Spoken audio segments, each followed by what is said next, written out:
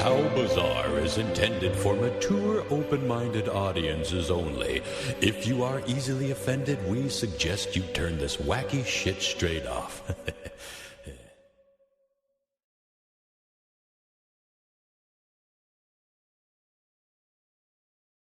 People listen to this shit. Isn't that still kind of funny?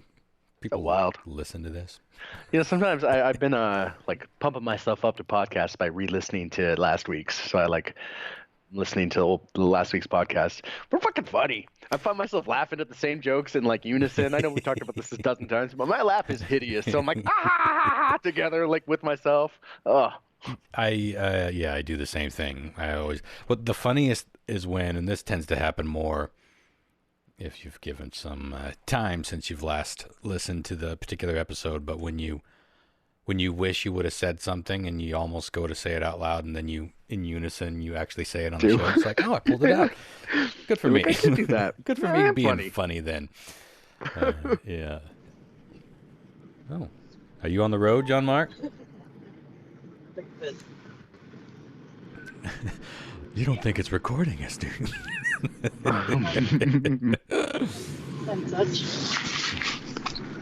John Mark. God, I wish. God, I wish.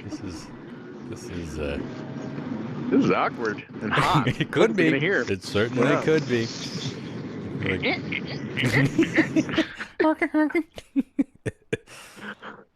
Huh, and then gone. Mm-hmm. Isn't that mysterious? Can you hear me? Sure can. Yeah. Broadcasting from the glove box again? Yeah, for the last 20 minutes or so, John Mark. We heard everything. All right. Well, John Mark is with us. Doodad, Nick. Sorry, there was two phone calls happening at the same time in the car, so it was a little chaotic. Oh, it's okay. We're in the car on the way home. We're still in the car, and because traffic is shite. Well, we're hoping to get a live traffic update that'll come out next week. So if any of y'all are on the where you at? About Federal Way? We are actually just pulling into the Fife area right now, where it's notoriously shitty, but it's been shitty for like the last, I'd say, 15 miles. There's a car in front of us though that has some really nice little Christmassy lighty things on top of it on the ski rack up there. It's kind of pleasant to just kind of look at those in front of us as we drive in this crappy rain. That doesn't quite seem street legal. I sure sound like my dad right now. Holy fuck. Yeah, well, yeah. You sound like your great-great-granddad calling from the year 1902. I like it. How are you communicating with us right now? What coconut are you talking into? I don't know. I don't know what speaker's picking me up, if it's the phone, or if it's my phone, or if it's the car speakers. It sounds like the speaker that's in your butt, John Mark. I'm not going to lie. It very well could be. Sounds like music. Music should be going behind it that's like... like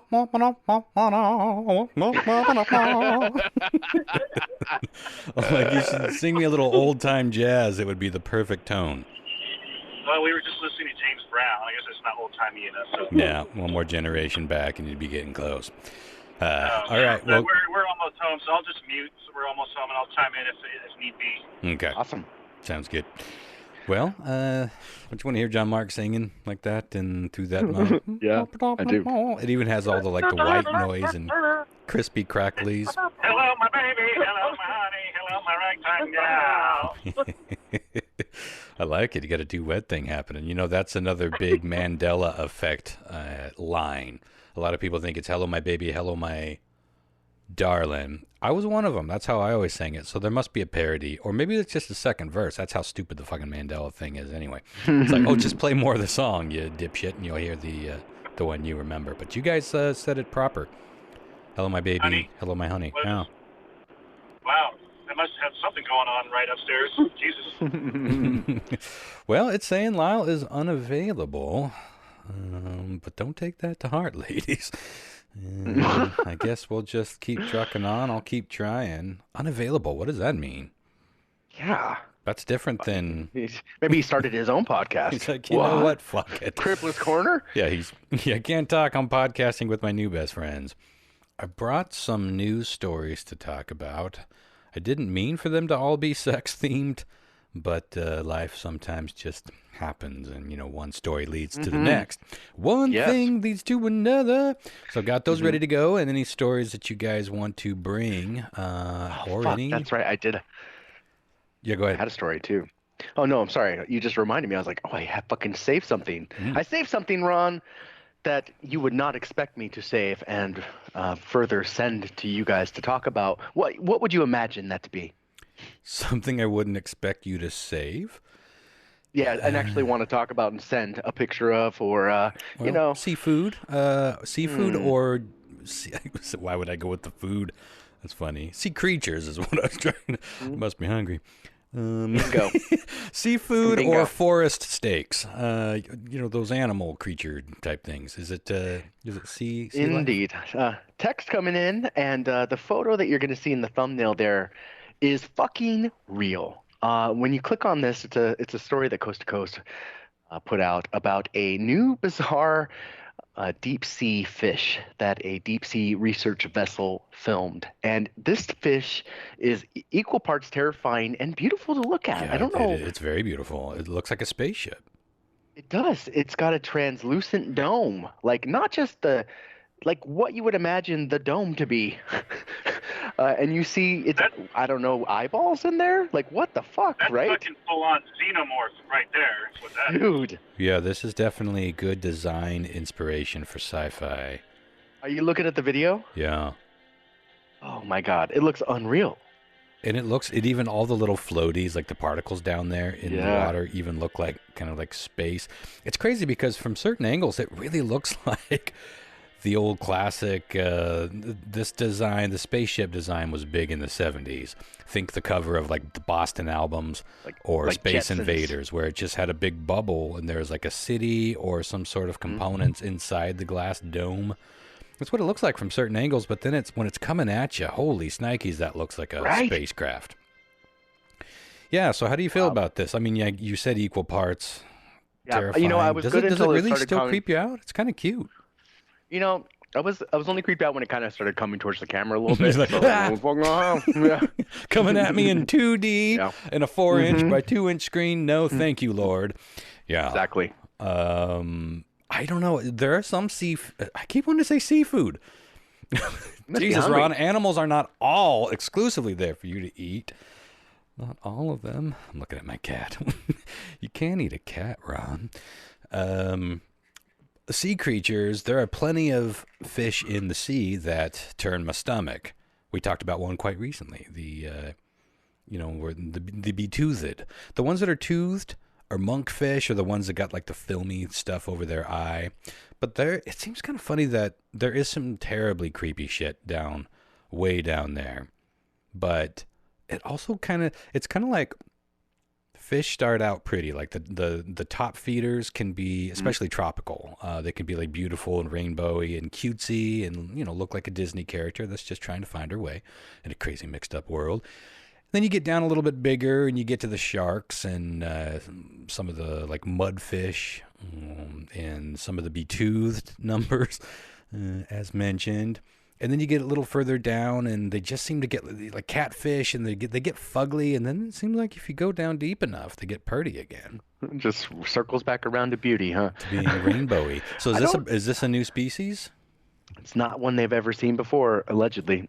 Nobody seems to know. 2021, almost 2022, and we are still finding new shit in that ocean. And I know we bring it up all the time, but just imagine what's still down there that we haven't caught a glimpse of. Just imagine the match.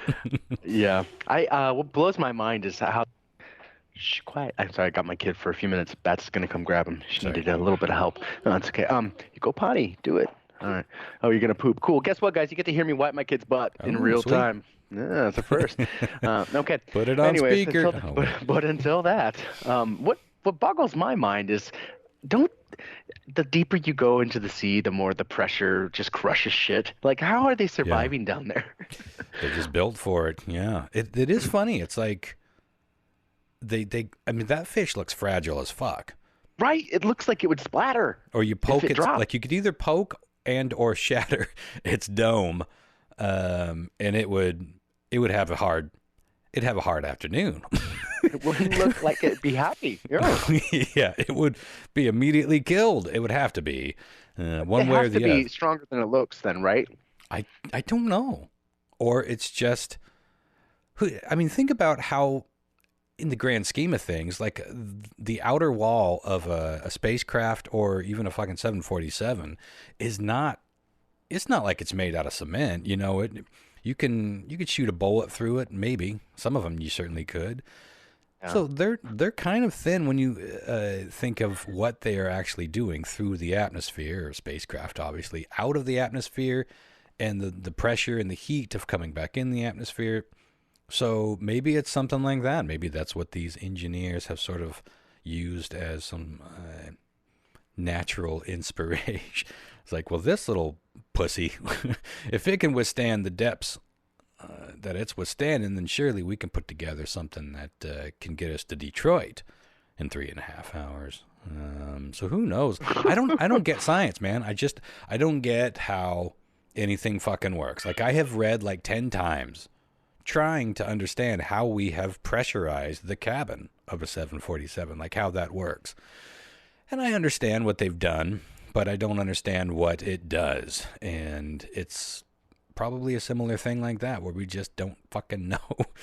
Maybe here's a theory for you. Maybe the fish just doesn't know about pressure. It doesn't know about how small Ignorance and is bliss. fresh. As soon as you told it, they would all immediately explode. Mm-hmm. What? Like a fairy dying if you stop believing it. I gotta go wipe my kid's butt. BRB. All right.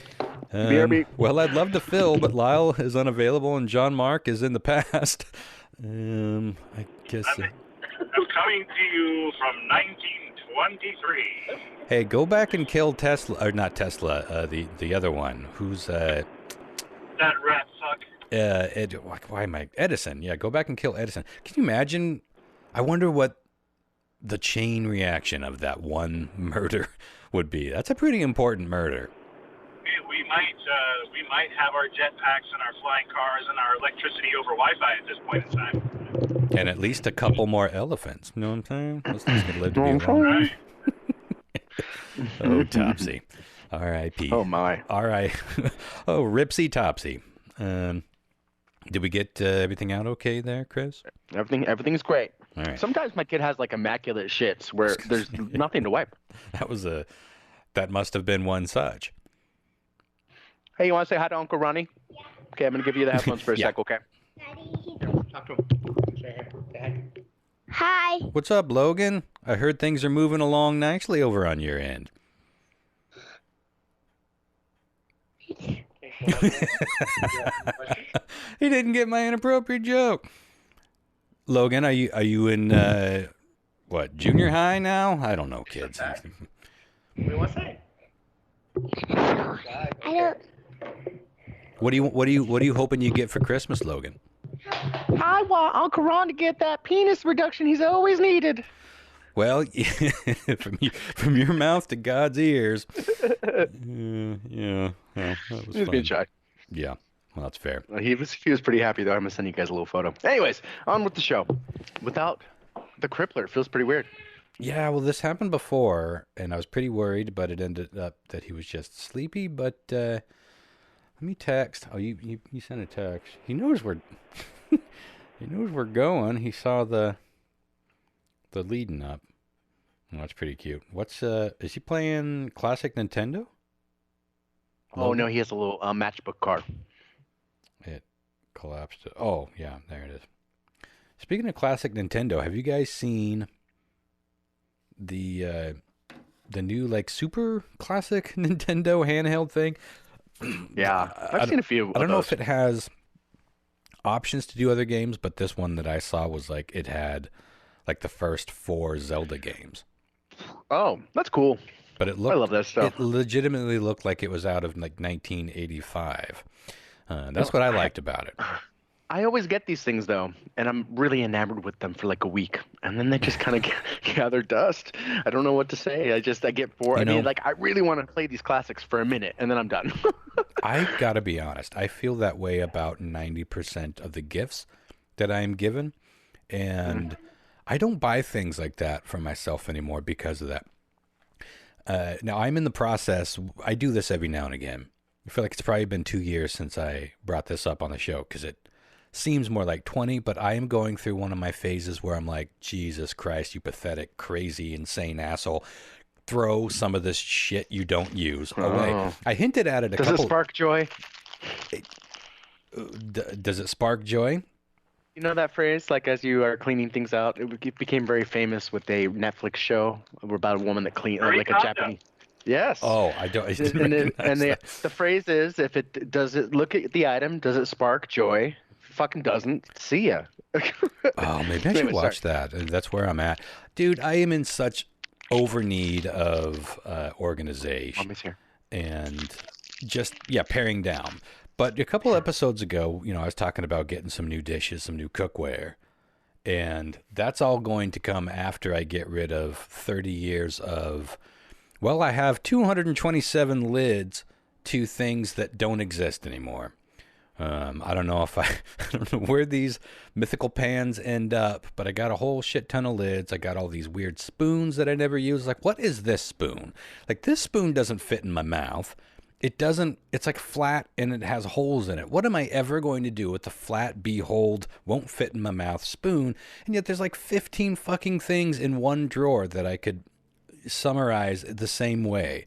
When am I ever going to, when have I ever used any of this? Sounds like you need to have an epic yard sale.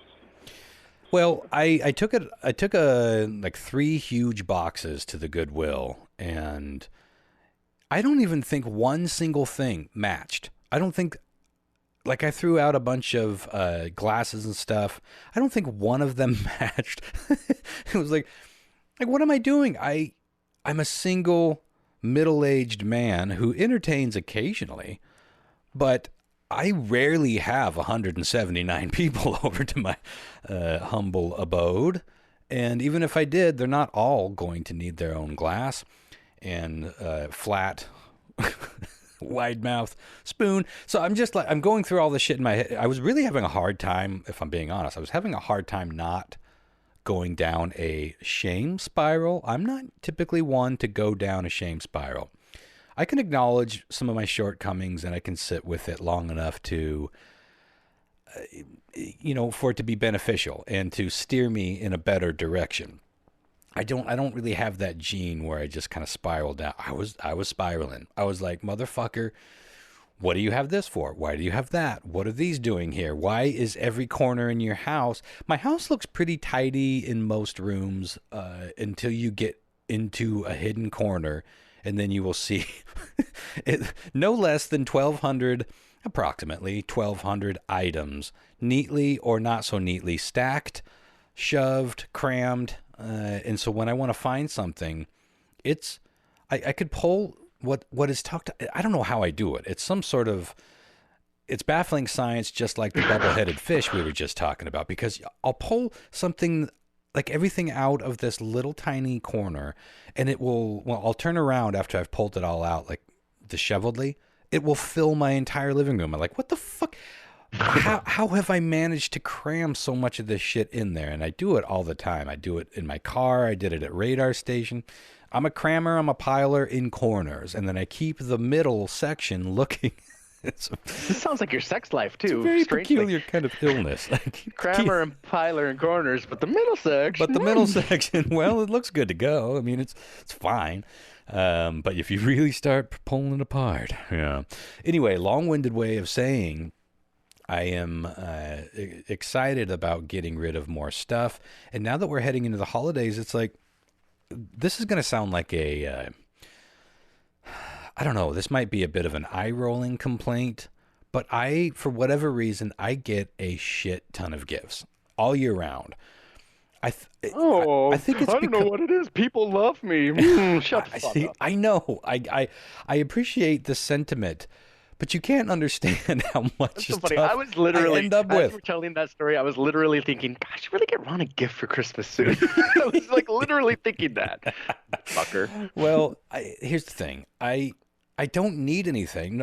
Very few of us actually need anything. And if we do need a thing, we're not likely to get the thing we need. We're just going to get more stuff that I'm moving my way to the other side of the kitchen that has all of the gizmos. Like I'm doing pretty well with dishes now, but now I got to pare through all this. What's this? A rice cooker? Well, I haven't been able to eat rice in 5 years, so why don't we get that out of the way? And then there's shit that I don't even know. Like, what is this thing? It's like some sort of egg boiler. Like it literally boils an egg. I have pots. I can boil several. There are At the same time? like I have the technology to do better than a one egg boil. This should be a game, dude. What is this item? Guess what this thing is that Oh. Ron hasn't used. Name the item. This could be a video podcast for us. Well, Yeah, see, yeah. here's What the fuck is this thing? well, here's the other problem. I feel bad about hurting people's feelings, and I know that at some point somebody held that in their hand, standing down at I handcrafted that egg boiler for Ron a 10 supermarket, years ago. a department store, Marshalls, where the fuck ever they got it. They held it in their hand. They're like, you know who needs a one egg boil scenario? Ron W. Evans, or I'll eat my own shit. And then they purchased it. It was a thoughtful thing. They brought it, they wrapped it, they gave it to me, and guilt keeps me from throwing so many things away, and I need to work through that. I don't know what that is. I don't really have scarcity mode. It's not something like that. But it's tied to it. It's like, well, I can't Scarcity get rid of mode. that. Yeah, a lot of hoarders, that starts from, there's a lot that goes into like serious, like next level hoarding, but a lot of people won't throw things away because they have a scarcity mode that kicks in and was like, well, you never know when I'm going to need that. I have that with like little art supplies, but just last night I'm working on this little Walkman robot, and I was making a cassette head for it. Oh my God. Your art you've been churning out is great lately, man. Thanks. I've really been digging your mini prop. I don't know what you call it, pop-ups? I guess I've been calling them sculptures, miniatures, yeah. But they're mostly really great, paper dude. and foam. Thanks. I've been having fun doing non-painting art, and it's a fucking challenge.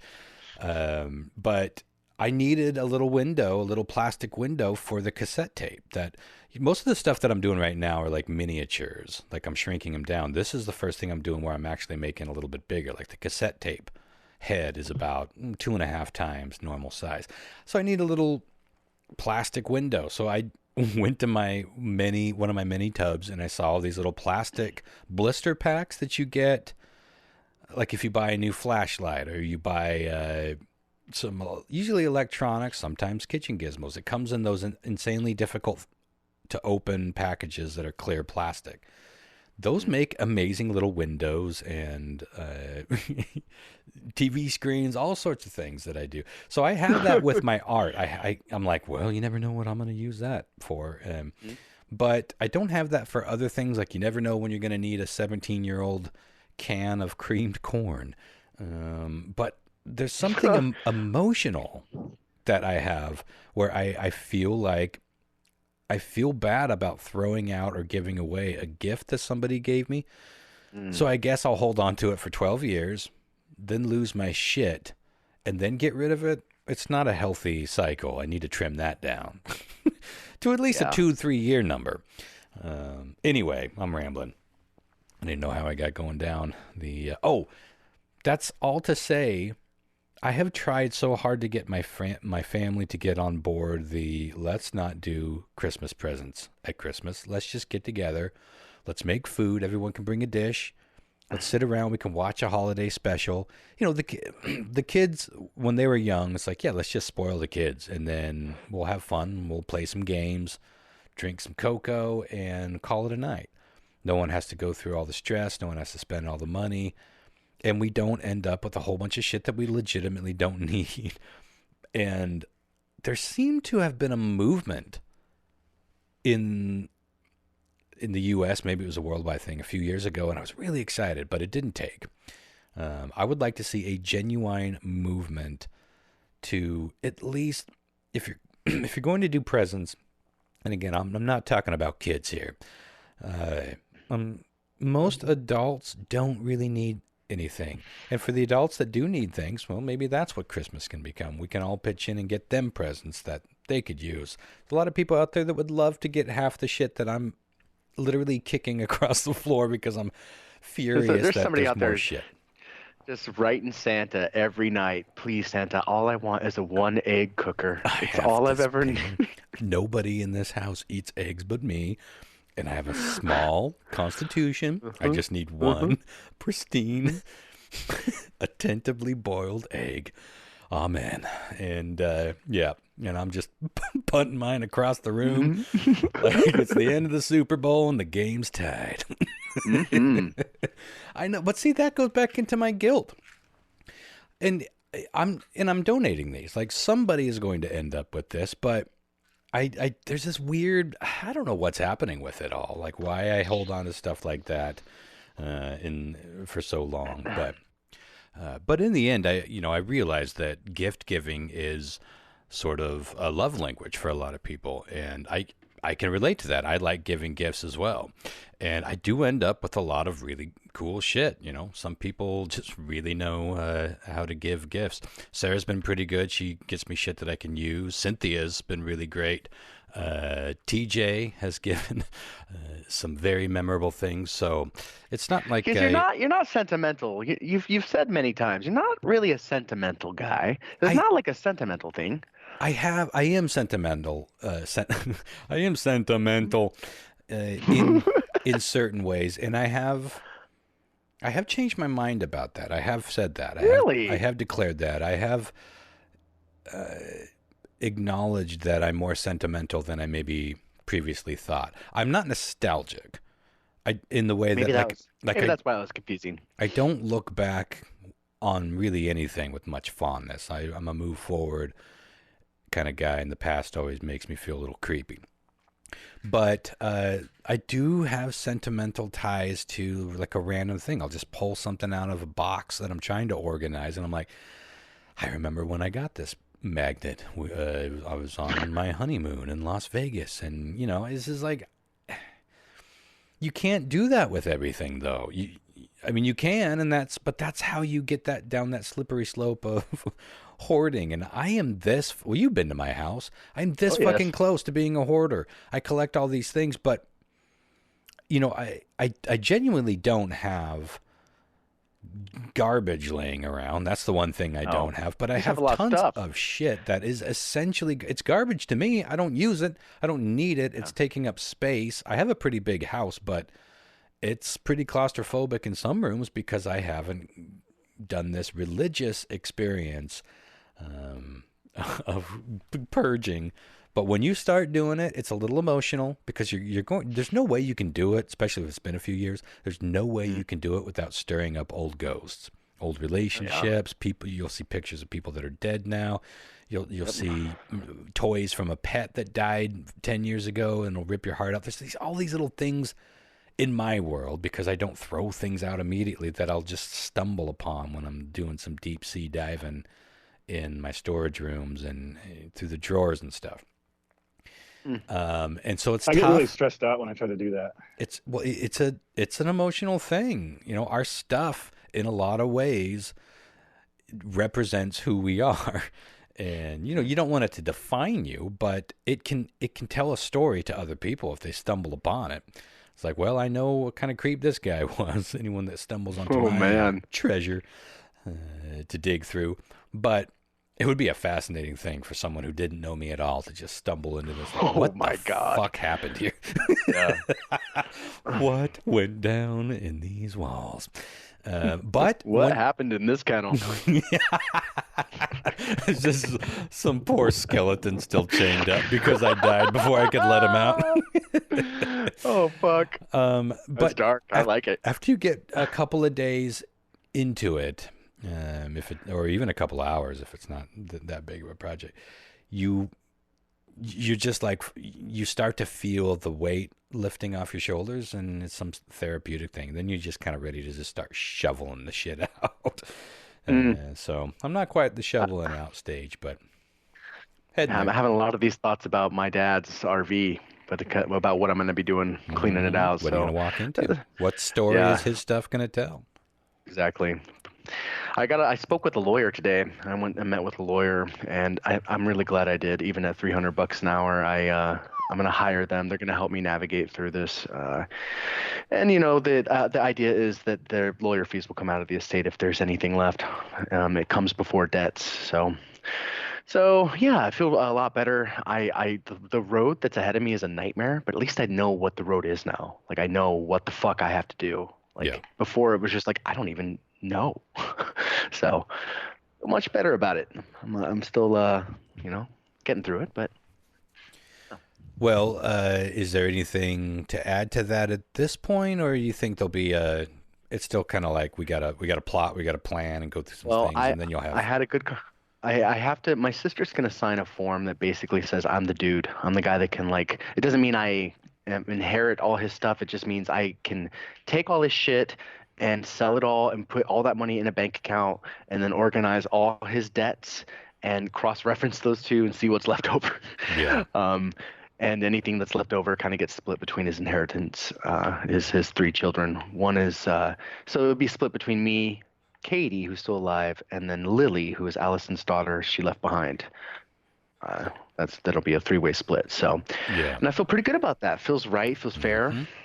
And If there's legal, anything and left. you don't have to worry Yeah. about that part of it. Someone else can. Yeah. Yeah, that Exactly. is So- spendy, but good lord, I mean, if you got to go down this path, sounds like that's the way to go. For sure. So yeah, there we are. Well, what do you guys think? I was looking back in the text messages. It's been 10 days since we've heard from Lyle, which I don't like. It's not been that long, has it? Oh, because we talked to him a week ago. You're right. Podcasted. If he has a rough day at dialysis, he definitely can pass out pretty quickly. That's what happened last time.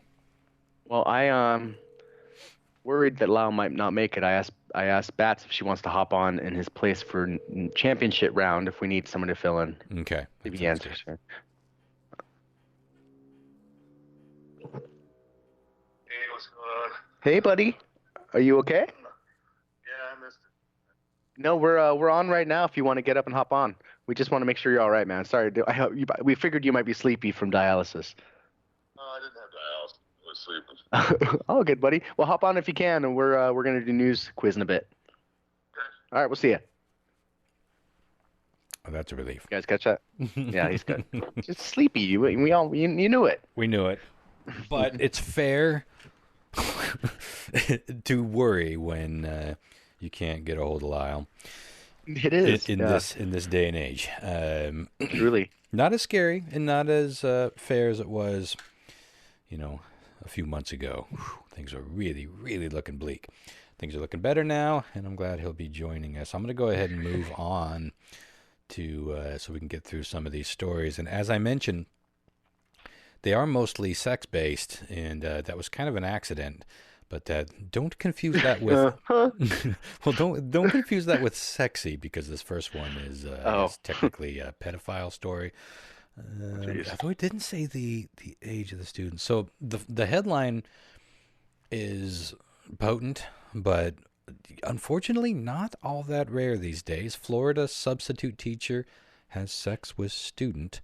But it's how she was caught that was interesting here. So I'm going to read this, and this is right off of The Independent. A substitute English teacher at a Florida high school has been arrested after an alleged video shared on Snapchat showed her having sex with a student. So who shot the video? Well, Ayanna Davis, a 20-year-old substitute teacher at Lakeland High, was arrested Friday on sexual battery. Interesting. Charges, blah, blah, blah, blah. The investigation started after a student at the school reported to school resource officers the existence of a video on Snapchat showing Davis having sex with a student. The student told authorities the video was shown to a large group of LHS football players. Oh my! So it sounds like the student was boasting to his friends and passing it around. So I can't remember. Maybe it tells who filmed it, but it was one of them. It wasn't like someone caught them. It was like they filmed it and it got shared. Gotcha. So deputies have not seen the video, but they are trying to locate it, which is also interesting, isn't it?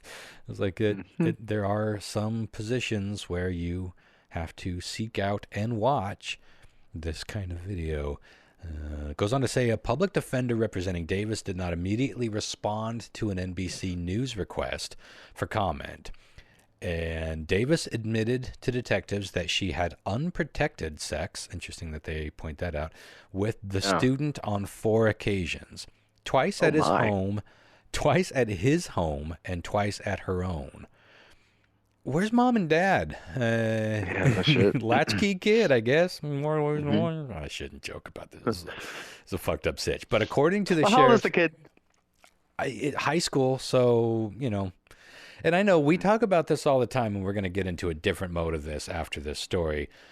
But, you know, as dudes, we look at things a little bit differently when it's if it's a 17-year-old dude that fucked a 20-year-old teacher, we have a very interesting view on that. Now, you can say that it's fucked up. Yeah. You can say that it's against protocol. Sure. Illegal. Yeah, absolutely. But it's a 17-year-old dude fucking his smoking hot 20-year-old teacher. And it's like, that's hard for a male to look at in the same way that you would look at even just flipping the genders, but especially if it was younger. Like, it doesn't feel like you're getting taken advantage of. It's right. It's just a weird thing, and yet I know it's wrong. Anyway, it says so they had sex twice at her house and then his house, and I think that is all that's worth mentioning. But where I wanted to steer this. Lyle, you there? Did you join us?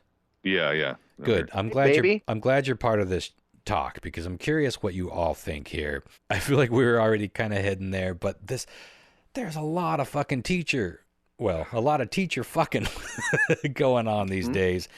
And, you know, I shouldn't say this, but fuck it. And this is a different discussion to some degree, of course, to a big degree, because I'm shifting this into college for a moment.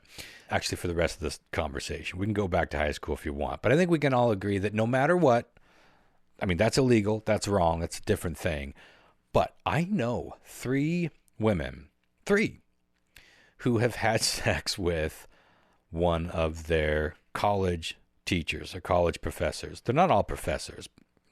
Most of them are in community colleges or teachers. But let's call them professors just because it sounds a little less creepy to be talking about.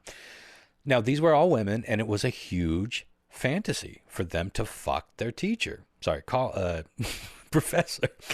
Was it the same guy? No, three different stories, 3 different teachers at different schools too. This wasn't all the same spot. Now, a lot of colleges have very clear "don't fuck your students" policy in place, but a lot of them don't. I was kind of surprised when I was talking to one of them about this. It was like I was looking it up, and I was like, "Is this illegal?" It's like, what's the? It's not illegal. We know that, but it can get you fired from some colleges. But a lot of them Frowned don't. upon, perhaps. They don't. They don't even put it in the policy. Wow. It's sort of it's frowned upon across the board, and it certainly raises issue of that same power differential that you would have, you know, minus the pedophilia, minus the statutory rape that you would get with the high school type story. But there's still, you know, we talk about a lot of these sexual harassment stories. We talk about the power differential. It's a big part of what was coming to light with the Me Too movement.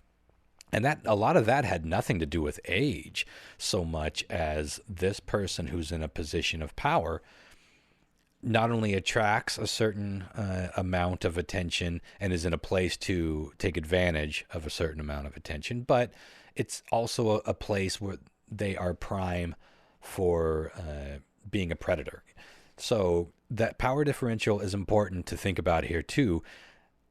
just having boundaries. But my question is, when it's two consenting legal adults, even in a student-teacher, like college scenario, what do you guys think about that? Is this bad form, or do you think, who cares? Is it their teacher? Yes, it's their teacher. They They're an they active met them. student. They're an active student in their class. Yep, they're in the class. They go to the extracurricular activities. I don't mean that in a way, but I mean like all the things. They're part. Yeah. That's a good way to say it. Active student. I do think if they're an active student, it's a bad idea. You're still in a vulnerable position at that point. Then, right? A position of power. It's your education. Your grades are on the line. I don't know. I think if it's a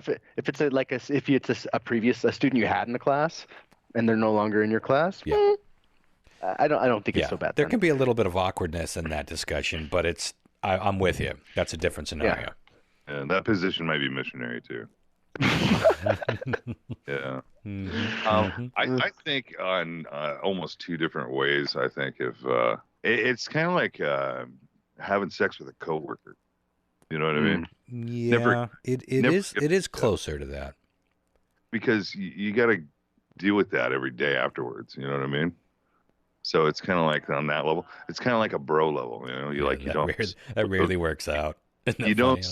Well, it's like a bro level. You don't sleep with one of your friends' like ex-girlfriends. You know, just don't do it. You know what I mean? It's like what's this? Almost falls on that. I'm not familiar with these codes. Bro level.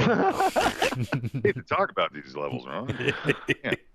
No, but this is like certain code you want to live by. Well, that's exactly it. It's a code. They don't have it written into their policy, but it's kind of an understood thing, yeah.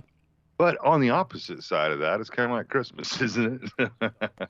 Yeah. If you had really a hot fucking like early 30s hot teacher that wanted to fuck you, and you're like, okay, I suppose. Well, the other thing is that, like, we grew up with songs like "Hot for Teacher," and let me give you my D+. Right. Movies like Porky's, and so it's like it's a whole culture of programming to some degree that's gone into how I think we, like specifically us on the show, would answer this question. But I bet there's a whole variety of.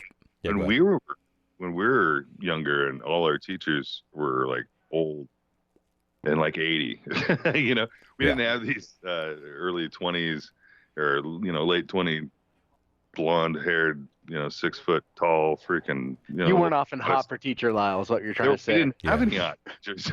Yeah, no, it really is true. We've joked about this before. I know we've talked about this before back in the day. Yep. About like, what the hell happened? Because that never happened to us when we were kids, Yeah. And joking, saying, what the hell? I think this is a perfect opportunity to ask people at home to hop onto Facebook and leave a comment on what you think about this scenario, where the gray area is. Is it right? Is it wrong?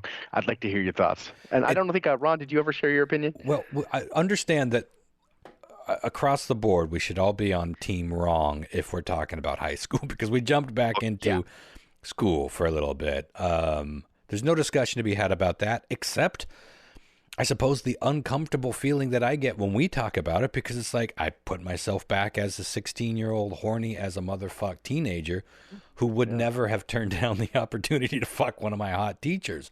Mm-hmm. But is that thinking in and of itself product of something, it doesn't feel right to think it, and yet that's exactly how I fucking feel about it. I still feel that way. There's a reason that an entire genre of porn is teacher versus student, going in all directions, and that's school the tame stuff these days too. School, for fucking sure, but crazy shit.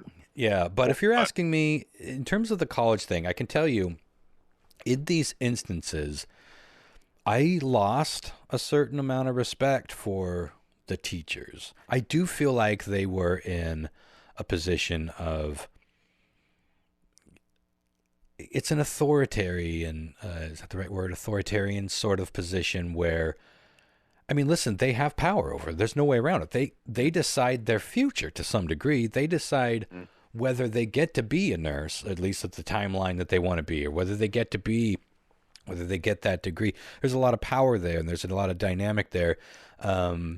So I do feel like they have a responsibility to, keep it in the pants. I also am a human being who's a man, and I've seen all types of porn, and I still understand. Listen, I 100% get the temptation, and I get, just like Lyle said, it's like a dream come true on some levels, but you can't, and this goes through with life in general. You can't just have that kid in the candy store mentality and expect no consequences. It's like, so in this type of situation, it's even trickier. Or, like Lyle said again, your coworkers. There are other elements that can add more of a tricky scenario to this. But even if you take all those elements away, to not have boundaries and to not have some sort of code, we all have to have some sort of code to go on. And I can tell you that when I've been my worst as a human being, I was flying by zero code. It's like, fuck the code. You can make shit up as you can do whatever you want. You can do whoever you want. And in a way you can, but at some point it's going to be very apparent, if you're the type of human being that would pay attention and acknowledge it, it's going to be very apparent that you are not doing a slice of good.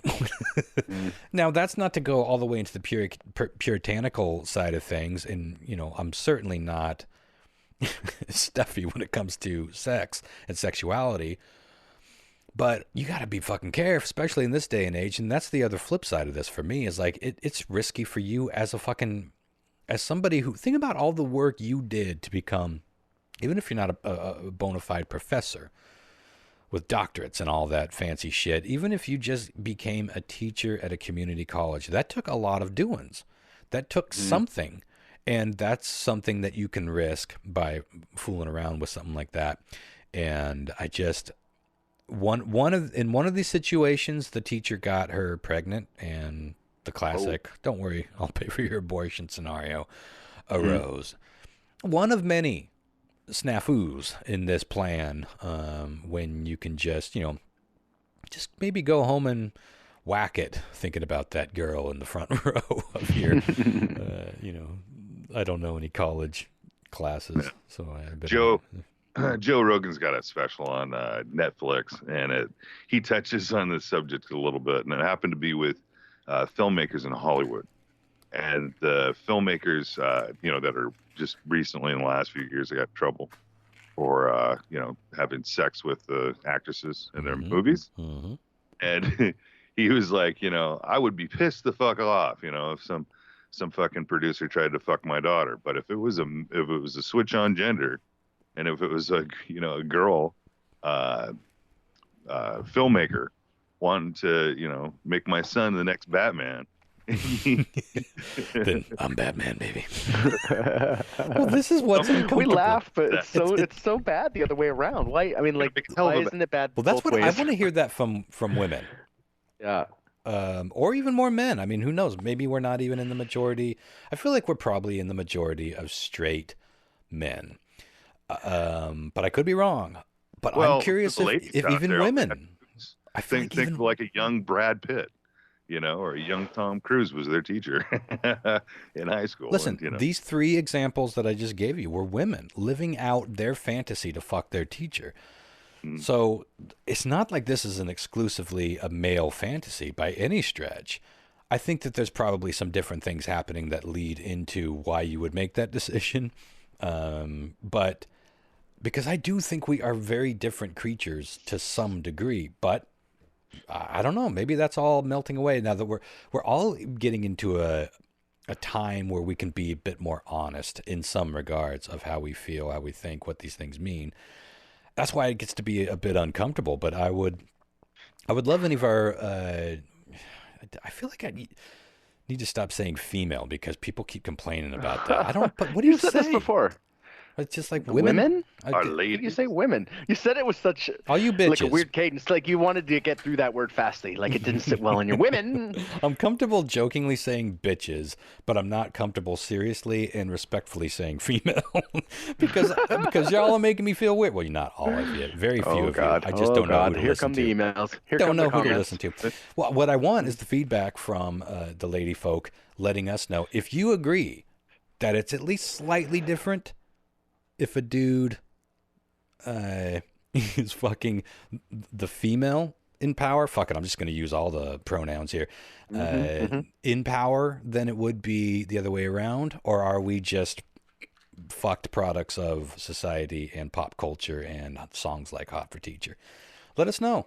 I'm really curious to know. I feel like I have had these kinds of conversations so many times with so many people that it kind of tends to track that way. It Well, tends that's a to hard track thing like we to- all feel a little less. It's like, oh, that 17-year-old dude fucked his 30-year-old teacher. That is Yeah, well, different than the opposite. But I don't know. One is a huge difference from Okay.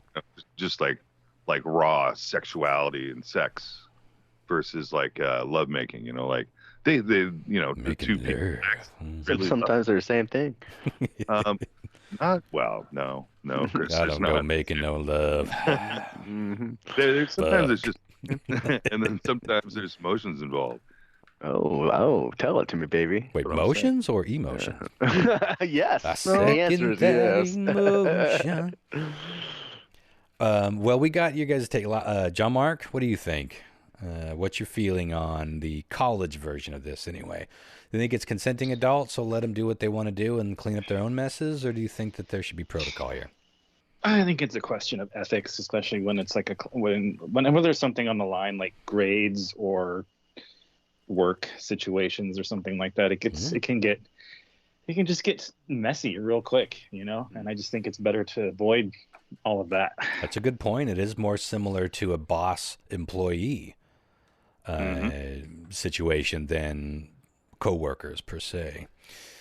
And this is something that, yeah, that's a good point because it seems to be across the board that we recommend not fucking your employees, managers or business owners alike. That you shouldn't fuck your underlings, even though underlings sounds really sexual. I guess in the light of this conversation, anything does. But and there are often policies written into it. So you would think that just about every college and university, and again, some of them do, but from my research, it's not an across the board thing. And it's become a cliche for a reason. It is a bit of a fantasy. It's also, even if it's not like, oh, I've had this lifelong fantasy to fuck one of my teachers, it's easy to see how you could become enamored with somebody who is passionately teaching you about something. There is something sexy about teaching, about spreading that. See what I mean? Everything sounds filthy now. Sharing knowledge. It's attractive when somebody seems to know their shit. Anytime somebody knows their shit, they seem smart. That's attractive to most people. So it's easy to see why it would be such a cliche. But yeah, a lot of weird ethics involved in that discussion. And one for the ages. Do weigh in with that on our Facebook page if you're bold enough. But if you're not quite bold enough for that, you can email for our next feedback show, radarstationart@gmail.com, or just send us a private message to the How Bizarre Facebook page. And if you want your name left out of any of your messages that we read, just let us know, and we'll just say it was an anonymous post. Something like this, I could see maybe people wanting to weigh in, but Sure, especially if it's not the sign their popular name. opinion. Yeah. Yeah. Or just like right where you're from. Say like if you're from Austin, Texas, say from Austin or from Texas, and then there you're whatever you want to talk Michael's about. mother is like, Curious. Michael? Well, we're curious. We Any don't other- want to just wrap up everybody that's around us. Like in the Washington State area. Sure. We want to know where you're from. Oh, we got more listeners outside of the state than inside for sure. What? But this ties into a couple more stories here, and well, I guess that doesn't tie into it, but some of these are connected moving forward. We've been talking a lot about incels lately, And we're going to talk a little bit more about Jordan Peterson. Somebody sent me, as I predicted, I didn't get much negative feedback about my portrayal or unfairness, quote unquote, to Jordan Peterson's men are doing impossible things. But I did find, or I was sent a clip where it does seem like he's making way more sense to some degree. I thought in the interest of fairness, since we only played a tiny slice, I don't know this guy super well. I don't really get him, and this clip doesn't fix any of that for me, but he comes at it from a different stance, so I'll play that in just a little bit, again, in the interest of fairness. But since we have talked about incels, I thought that it would be interesting to bring this up. This is a little something for all of you pro-cells? Perp cells? What's the opposite of incel? People who are purposefully, I guess celibate. I guess we can just call it that. Yeah, that works. Well, this is a lady Perp who invented. cells. What's wrong with you? Like, are you a perp cell or? Where my perp cells at? Like, yeah, perp. I'm turning perp, if you know what I mean. From all the okay. So, an American woman has invented an app for people who aren't having sex on perp. And this is named the Sexless Tribe. Again, sticking with the independent here. What's the point? I'm not 100% clear, except to just get support, I think is what I get out of it. But I'll read right off of the site here, and we can discuss.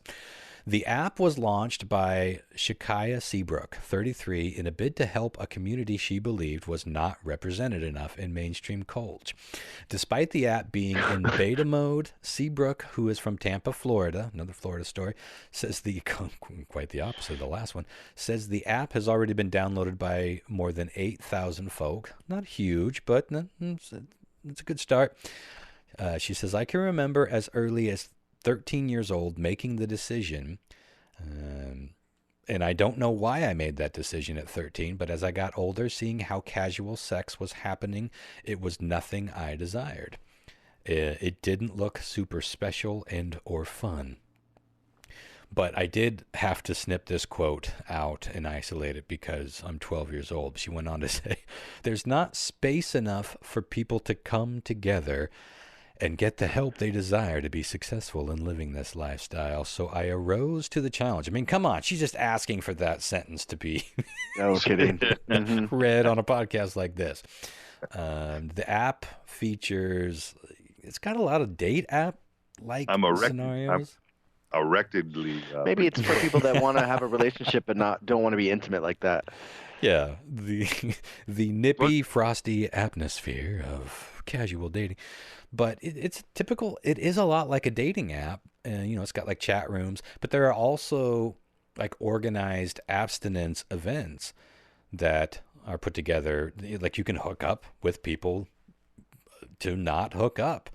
Now maybe once they fall in love and they enter a deeper, more committed relation, they pull off the promise ring and slide on the cock ring. You know what I'm saying? But I don't really, to answer your question, I don't really know what it is other than a support group of saying like I guess people, this lady is religious. I didn't read that part of the story. She is religious, but she said this is not a religious app. They invite everybody. It's solely focused on turning their backs on the world of casual sex, which I totally understand for a lot of the reasons that we just talked about, all the risky consequences. And it's not, it's a complicated way of going through life. But you talked about it last episode about, shit. Shit. No, I forgot it. It'll come back. The celibacy, well, might be where we're headed. The celibacy. Well, it's celibacy, but it's kind of more of the being alone with yourself. Not being able to sit with yourself. Yeah. Well, that's a good point. Some people can't. I know people that literally cannot be alone. That's a great point. They have to be with somebody, even if it drives them into being an abusive relationship. They will do that over just being alone, or being sexually promiscuous to hide or fill a void that they're filling in their life. That's a very common thing in people too. Go ahead, Chris. Did you guys, this is semi on topic here, but did you guys see this interview with Billie Eilish about Okay, I thought this was really fascinating, and I don't know that she's wrong. Billie Eilish did an interview recently where she said that she watched a lot of porn early, like at age 11, They're like, and it really images. fucked up her perception of sex, and it, I mean, not and no one's first time is ever that great, right? But like she had some negative impact because of that, because she was so overexposed to porn early on, and it's Mhm. gotta be so easy for any child this day, and it gets easier and easier to access this, right? Like I Yeah. know if I was 11 and had a fucking iPhone with the internet, my life would have been a little different. It's just the Yeah. nature. We Again, this probably is would have very, been in cells. I mean, Yeah. I mean, what although is that's it? But kind of like, Jordan Peterson's point that we'll get to in a bit I Well, don't on know. one level. But I respect what she's saying there, like, because I think Hmm. if I was this exposed to the level of porn I'm exposed to at this age, at 11, wow, I don't know what that would have done to me. That's I would interesting. have had one really big size arm and probably never left. Holy shit! Either No, that boy is a it's tennis champ or my God, that motherfucker could throw a ball. yeah. Two of them, you know.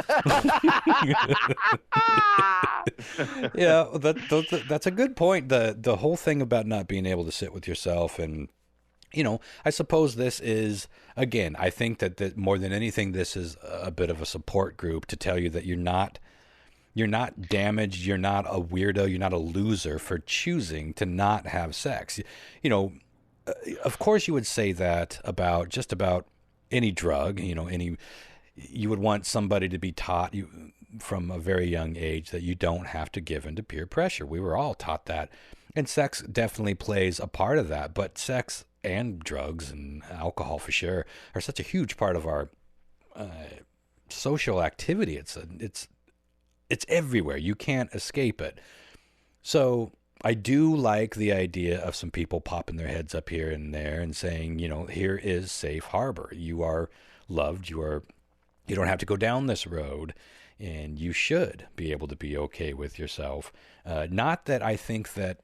I mean, obviously, I would feel this way, but if someone who has lots of casual sex, I don't think that they're necessarily broken. On the flip side of that token, I don't think they're necessarily hiding from something or running from something or unable to sit with themselves. But I have seen. I just was talking to somebody who straight up said that she has been on this quest to fuck the pain away. It's like she shared her estimated number, and it was impressive and depressive because of that reason. I mean, it's like she's not somebody, because I know people who are genuinely just like, oh, I like fucking. I want to fuck all types of people, women, men, androgynous folks that never really get the bottoms off, so I don't know what the fuck they are. Just I'll take care of you, you take care of me, and it's just like solely sexual intrigue and interest. They're like an athlete, but for sex. But there are people who are using it as another type of drug.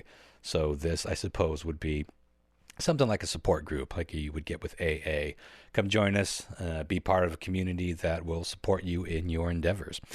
So, Sure. but I hadn't seen that. I had not heard of an abstinence app, but that I do want to. That pairs nicely into, or leads nicely into this little Jordan Peterson clip. Go ahead, Lau, while I'm pulling this up. Yeah. Well, Chris talked about is I was actually going to say I was going to bring it up because I was visiting my parents. They had it on TV, and then she was doing an interview and shit and talking about it.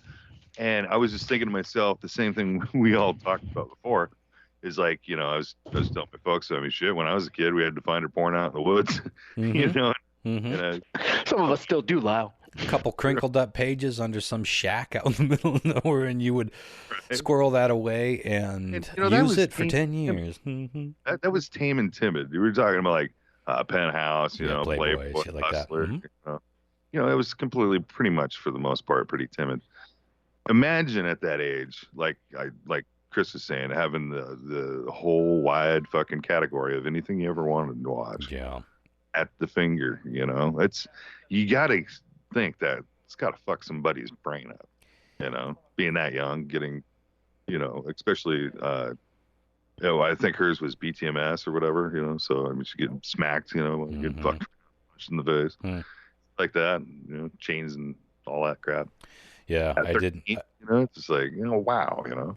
Well, that's an interesting source because that's not somebody who's like, you know, in a church or part of one of these like anti, you know, having sex before marriage or what, you know, it's a fucking pop star. It's like one of the biggest pop stars in the world right now. So it's interesting to hear that from her. Yeah, but I'm saying that whole generation has access to porn like that. It is Unless- hard to unless your imagine. like your parents or your parental were able to block your internet, you know, which And don't. they did. I couldn't watch MTV, son. God, Rod. Ugh.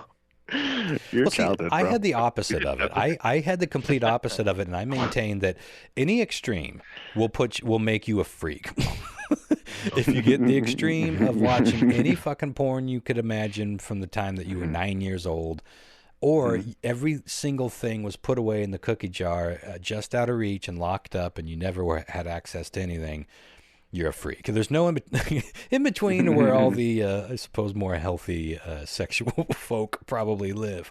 But that's why I was such a fucking sex maniac, and you know, still am to some degree. It's just like that was the forbidden fruit for so many fucking years. And yeah, when I would find some crinkled up pages or a Playboy under somebody's bed whose house I was snooping around, that would be gold for me until my dad found it and grounded me for 6 months. And but yeah, so there is a happy medium. There always is a fucking happy medium. But let me play this. This is a little clip. I'm only going to play a few minutes, but it's interesting because I didn't expect the porn thing to come up. You guys brought that up. He comments on this a bit. So this was only a month ago. So this is well after the one that we talked about before. And this is off of the Roommates podcast or the vlog. And I'm only going to play a little snippet here. So give it a listen. They feel as though the average woman has no desire for the average male, and that because of things like social media, online dating, things along those lines, as well as just some of the female empowerment where a lot of women have this is what they say, an elevated sense of self, that now they feel like they're above a lot of these average males, which also contributes to a disparity between young adults being able to connect and form meaningful relationships. Yeah, well, women are more picky in their mate choices than men, especially sexually. That's the case in every culture. It's not surprising because women have more at stake sexually than men do, you know, per episode, because men don't get pregnant, obviously. And so that female pickiness that's the case. That's definitely true. Whether it's worse now or not, I doubt if it is. I would say to young men who are irritated at women is, if you're irritated at women, you know, as a class of creature, there's something wrong with you because they're right. You're wrong. They're right to not pick you. If they're not picking you, it's because they're right. Wow. Now, that might I know that's a terrible thing to say, and I know perfectly well. It wasn't like I was particularly successful with girls when I was young. You know, so I know what that rejection is like. I know what that fear is like. I don't know it as well as some men know it because I wasn't rejected outright. But what you have to understand is that what do you expect from women? If you got pregnant because you had sex, you'd be pretty damn choosy too. So, you know, clue in a bit. And then, well, don't they find you attractive? Well, maybe you're not. Like, have you paid attention to how you dress? Do you have a plan? Are you as educated as you could be? Do you have a plan? Are you liar? Are you rabid pornography Are you user? doing impossible Because maybe that's possible undermining things? your motivation to seek out a woman and grow yourself up. It's like, if you're rejected constantly and you're out there really trying, you know, because that's another thing to ask yourself is, well, how many women have you actually asked out? And are you so sure that you're not picking women who will certainly reject you because you're trying to bat out of your league? Because you might be. So, and I'm speaking about this as a clinician too, because I had plenty of men in my practice who were, you know, radically unsuccessful with women. I had one man in particular. He was so afraid of women Frank. he couldn't use Radically. the phone. He was too afraid of everyone to use the phone. And he had been bullied like mad. And Oh, And, the he telly. had his problems. So I know what this is like, but pornography is a big problem. It's a big problem. It's a real curse, that pornography, in my opinion, because it's an easy out. And so we don't know what the consequences of that are. We're starting to understand some of them. But if you were better, you'd be more successful with women. If you were better, you'd be more where the successful. clitoris was. So there's some things there that wait. sound a lot better. There's something about with the pornography thing, and this is something funny that a porn star once said. And she said, you don't watch Fast and the Furious to learn how to drive. You don't watch porn to learn how to have fun. You know what I mean? It's an entertainment. It's Porn is fantasy, and it's all entertainment. It's not a guide to have sex with women. Well, that is definitely true. However, like the ability to distinguish that in people, it's not presented that way. You know what I'm saying?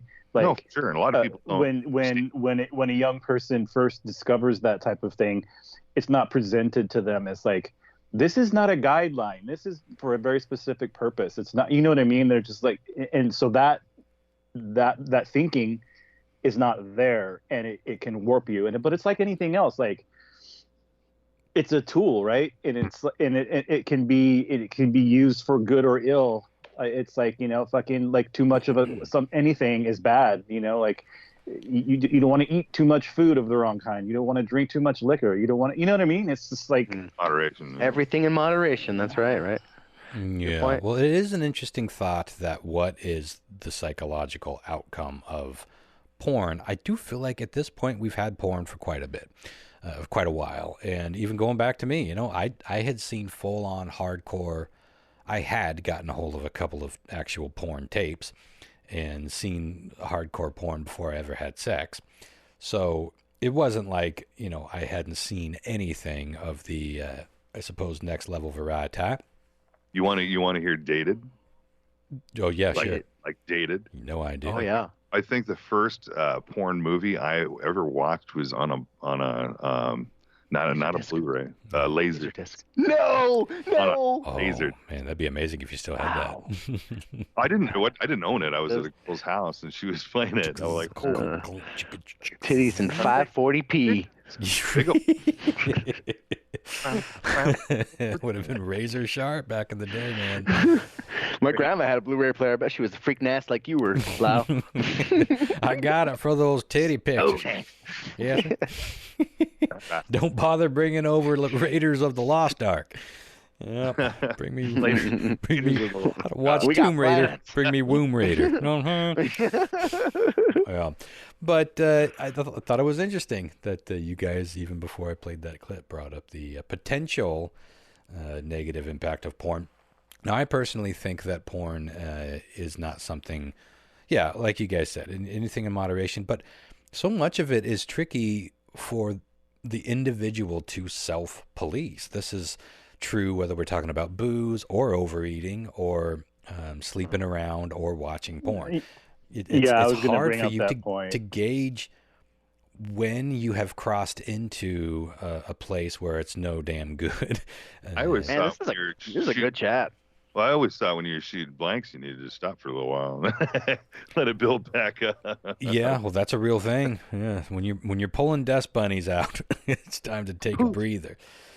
Yeah, but at the same time, I don't know. It's just like that. Even then, it's the same thing where somebody can drink a 6-pack of beer every single day for their entire life, and maybe they're doing some liver damage, but if they can stop when they stop and they've got it under control and that's just their thing, but it's something that they do all the time and often. And then another person, if they drank a 6-pack at any time, they'd be off to the races, and it's so different from one individual to the next. That's got to apply to the consequences as well. That was exactly the point I was going to make, is that it's like it's in a class of things like that where it's difficult for some people to regulate themselves. It's and an it can definitely lead down that road. And so I've such luckily is never, life, right? I've There's never things in life that for some people it's a good thing, and for some people it's the fucking worst thing possible. So True. Yeah. what are you gonna do? Outlaw Well, everything? Totally. I've never chased the dragon, so to speak, when it comes to porn in that sense. I don't Wow. you know what I mean, where you get addicted to certain types, and then it just gets you far further and further down the rabbit hole. Yeah. Never really got that far down the rabbit hole. That's another thing that would be different from individual to individual, because some people have been watching porn for 20 years and they'll still dial up the same shit that they were watching 20 years ago, and some are like, they do have to chase that dragon. It's just like, the same type We're of called porn. traditionalists, Ron.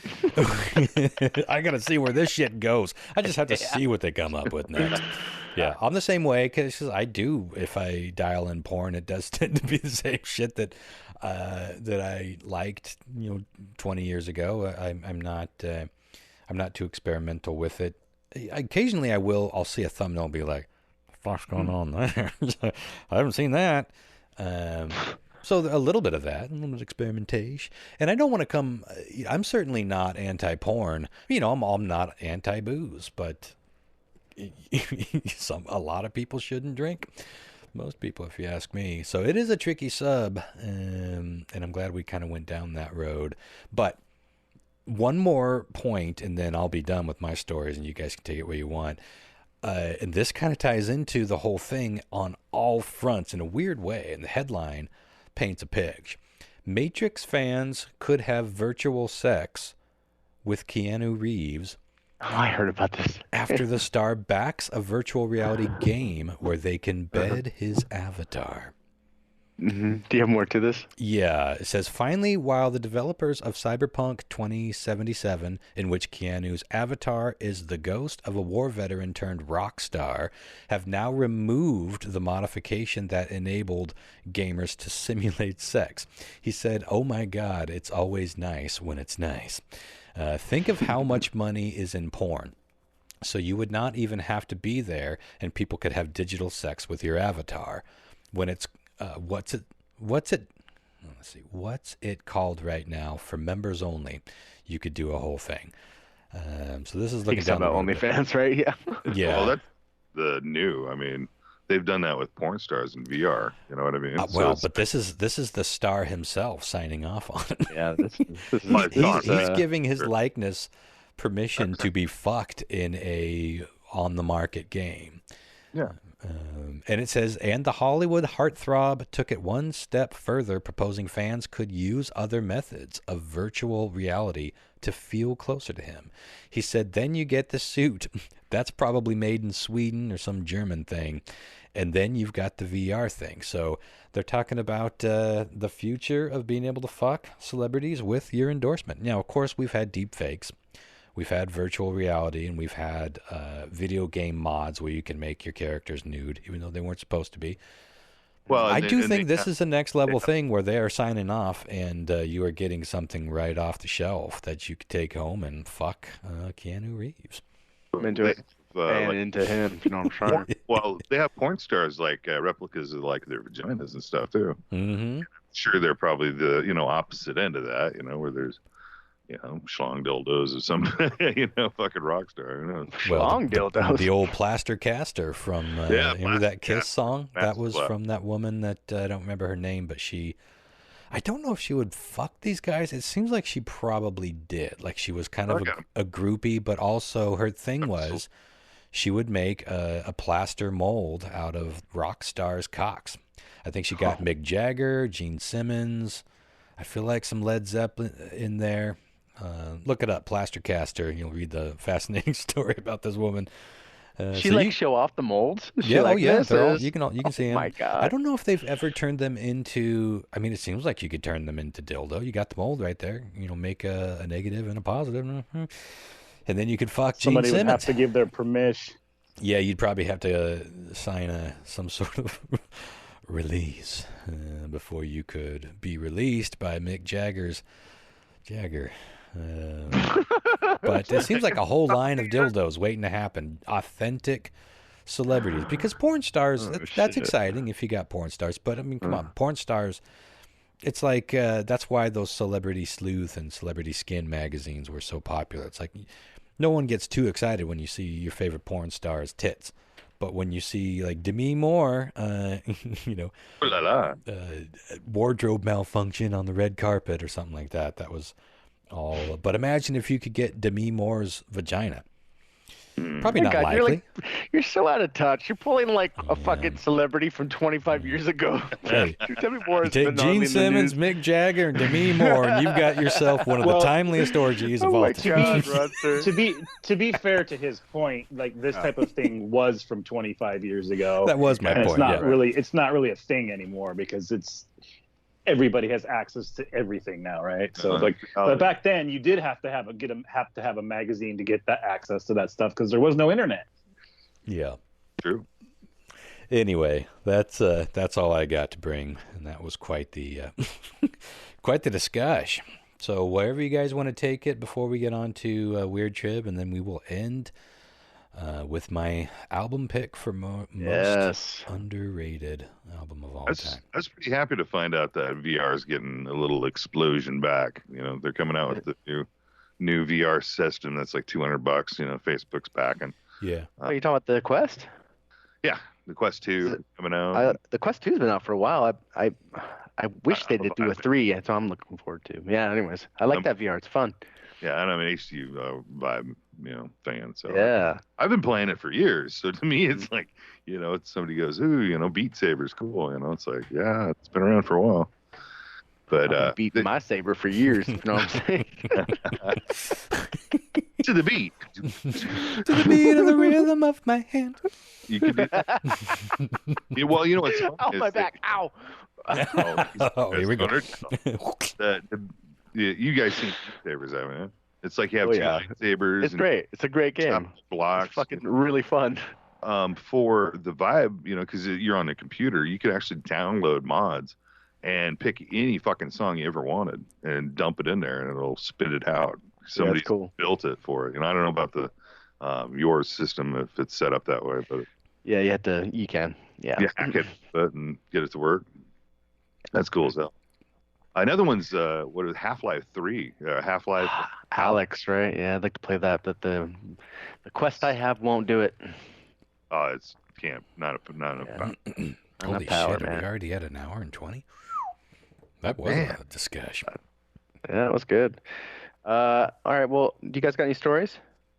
I really don't. The only story I've been wanting to talk about recently is about the theory, and it's a conspiracy theory, and I feel we could talk about it a little bit, about how the internet has been swapped on us. And like literally 10 years ago, the internet was shut down by the government, and they built this infrastructure of a false internet.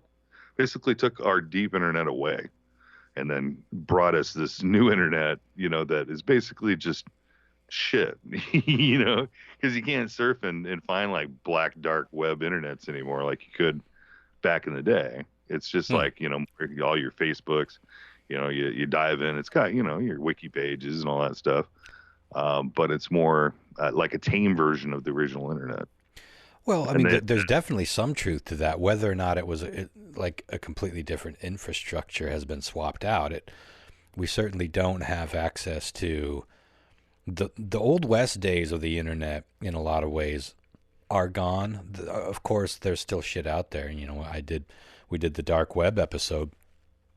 You have to access. So I don't know if I would buy that it has been swapped out, but maybe that's just like a trick of phrase, but it's one way to look at what's happened. I mean, we've certainly been, once Google arrived on the scene and some of these other massive companies, they became the internet. And a lot of what we're looking at is on one very specific section of the internet. But the internet itself is a tiny little compartmentalization block of the entire web.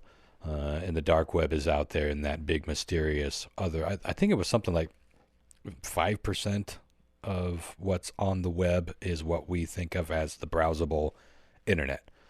Right. Something like that. It may Most people don't realize this, but like a large percentage of the internet is now on Amazon Web Services.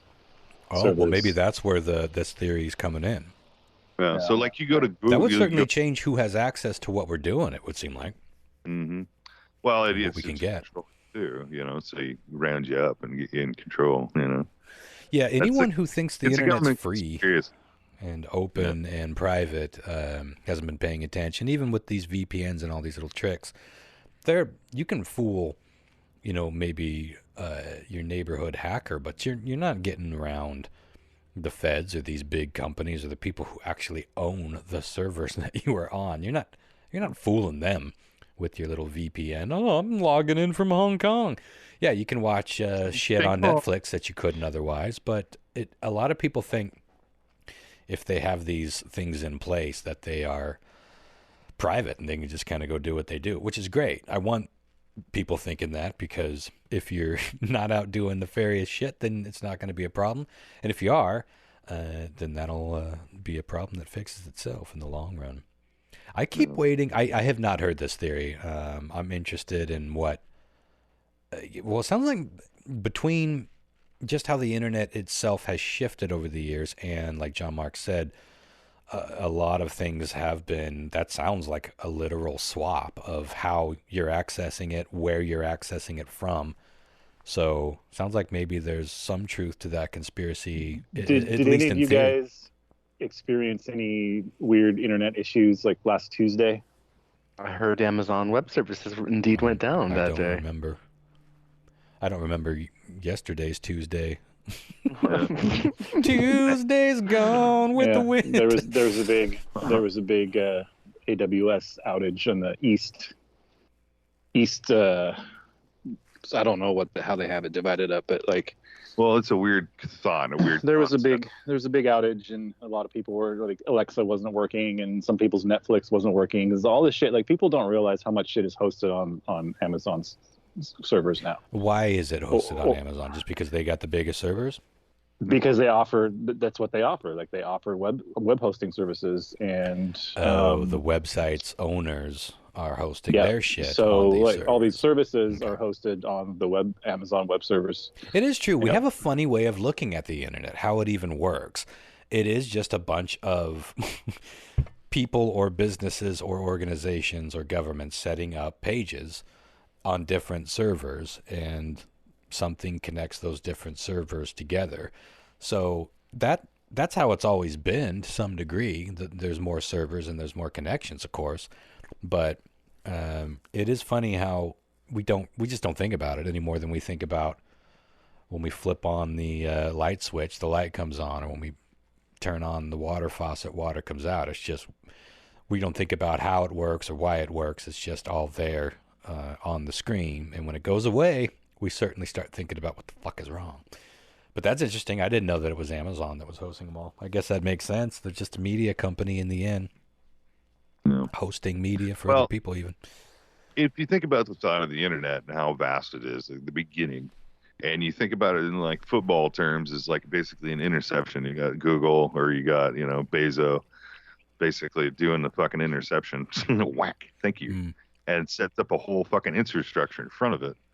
When you go to type in your little keywords and it goes straight to Bezos, where's that revenue? Straight to Bezos. That's a great band name. Straight to Bezos. Crazy bald fucker named Bezos. You think about the ad revenue on all that. Busy Bezos. Well, there's power. There's all the power in the world. It's how a lot of those companies make money, is through ad revenue, through ads and stuff like that. Yeah. So if you could like cockblock basically what's going on, and poosh, hey, try these new sneakers out. They make you jump higher, and Yeah. Well, all these anything that we could think of, even casually joking around, they have thought of seriously and put into implementation to their best ability, legally and technologically. So, yeah. Sure. I just thought it was crazy, and something we could probably talk about. Yeah, I'll definitely have to look into that. I don't know. I haven't heard that one. It would be curious to check it out. John Mark, did you have anything, or do you want to take a break and move on to Triv? I got a couple things. One, I think it's kind of funny. Like, I don't know if you guys have seen this. Like, I've seen it on Twitter. But, like, the whole No, I don't have anything in particular. All right, well that's good because we're longer than I thought we'd be at this point. I need to pee. I'm gonna get a refill. Then we'll go because it's a championship round, son. 6 motherfucking questions, biatch. Count 'em 6, and I want to have a little bit of time to ramble about my pick of the week. So let's get a quick break. Back Do I in get a 2 and time 2. to make a root beer float? Oh, yeah. I think you do. I'm gonna make one myself. 1 scoop or 2? Oh, maybe 2. Okay. Why have 1 scoop when you can have 2, twice the price? Maybe 3, just because. I miss root beer floats. They do have a really good sugar-free, aspartame-free root beer that I can drink. It's nice. Virgil's, but every time I try to mix it with something, it's got that monk fruit sweetener in it. Definitely does not mix with booze. None of their pops mix with booze. It tastes awful with any alcohol. But it's really a good, authentic pop flavor on its own.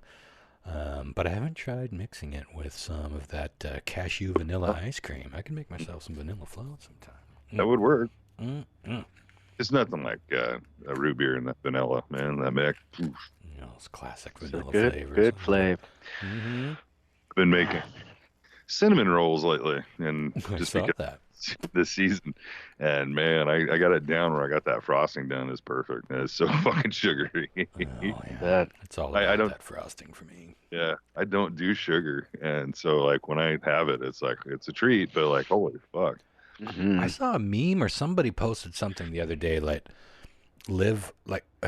what was it? I don't even know how to paraphrase it, but it was something implying that eating the middle of the cinnamon roll is the best part. It was like, what? Yeah. Like I'm an edge guy all the way. What do you guys think about this? The center part is like the heart, baby. It's like the artichoke heart. I'm the odd man out here. John Mar? Yeah, I like it all, but yeah, like the center part. Yeah, that's I good, always found it a little gooey shit. Yeah, see, I don't really like gooey, doughy bread. It's like the venison of the cinnamon roll. You know, you get the it's like you know, forbidden fruit. Go on. do finish. But I love the edge. I'm the same way. Well, what about lasagna? Do you guys like the edge pieces of lasagna, like where it's like a little crispy and the cheese? Like I love it all. Just give it to me all. I don't care. When it comes to lasagna. I guess I'm living on the edge, baby. I'm out there. I'm out there on the edge. Living on the edge. You all right. Well, can't speaking help of yourself from living. You can't help yourself from Ronster. Come live on the edge of pastries. Yeah. You just made a fucking song for your MySpace dating site you're going to set up. I know what my song's going to be. All right, guys. It's championship time, and it's my turn to buy the prize, I believe. So, Ronster, you're playing for our pal Denny Kish. John Mark. Okay. You're going to be representing Cheryl Martin, and I want to do a special shout out to Cheryl. She reached out after my dad died, and she brought me some food. She was so kind. She brought me this fucking sweet ass pack of banh mi makins, so I can make like banh mi sandwiches, and it was fucking amazing. I don't know what is that. I don't know banh mi. It's like a Vietnamese sandwich. It's really good. It's like meat.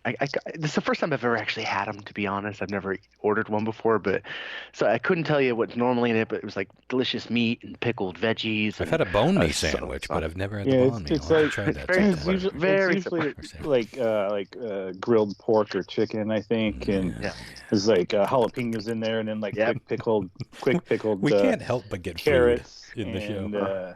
Daikon radish, I think. The Vietnamese is the shit. It was really good. John Mark, watch your rattling. But no watching. Food in a time of mourning, in a time of stress, in a time of sickness. That is one way that you can pretty much guarantee you could fill.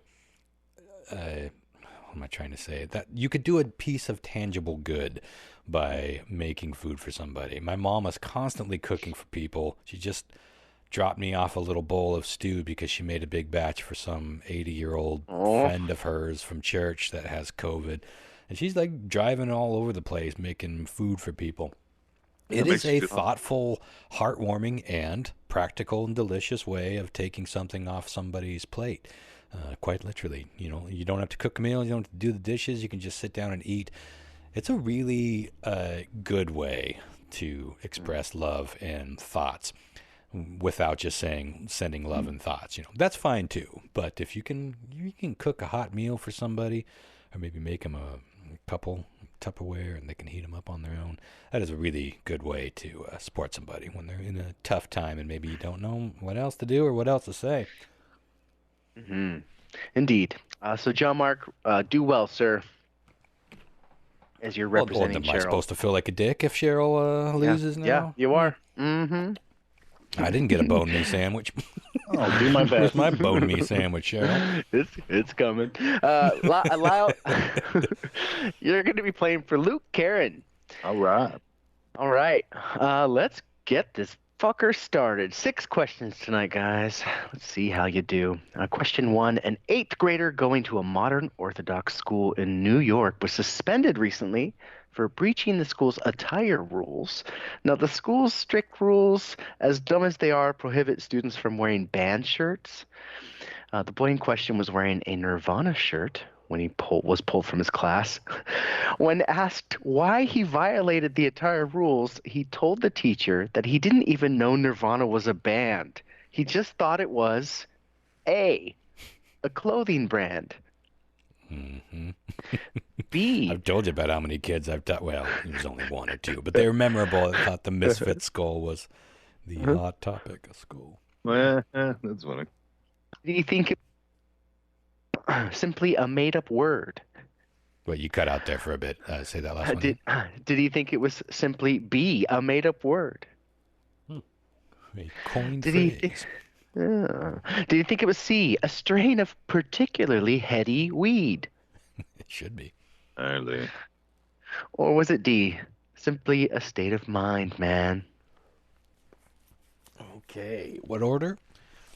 We're going to go, let's see, I'm sorry, I had that up here. Ron, John Mark, and then Lyle, so kind of tradish. Championship, I like to go tradish, but I can always change that up if you guys want me to. Well, this may be a herring to my story, and I know I've shared it several times with the podcast, so you would have known it, but I gotta chase A. I mean, I have witnessed that very phenomenon with my own eyes. Clothing brand. Okay. Clothing brand Nirvana. I mean, in this case, it was a store brand, Hot Topic, but yeah, mostly known for clothes. Okay. John Mark. I want to go with also a quick little brand. snooze. Could you spice this up? I'm falling asleep. Boring. Way to put everyone to sleep with your quiz, Chris. Weird trivia quiz news that might get Chris fired and John Mark to bed early. More like weird trivia. More like weird trivia snooze. Am I right? Snooze quiz.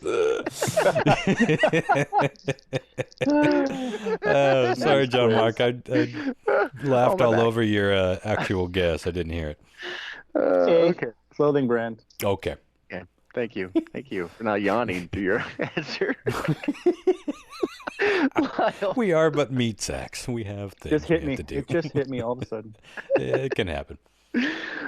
I'm really kind of tempted to go either the heady weed or it's just a state of mind, man. Yeah. Mm-hmm. I want to hope that our now generations still think it's just a trip, So, state of mind, brother. Woo. State of mind. Okay, I'll put you down for a D, Lyle.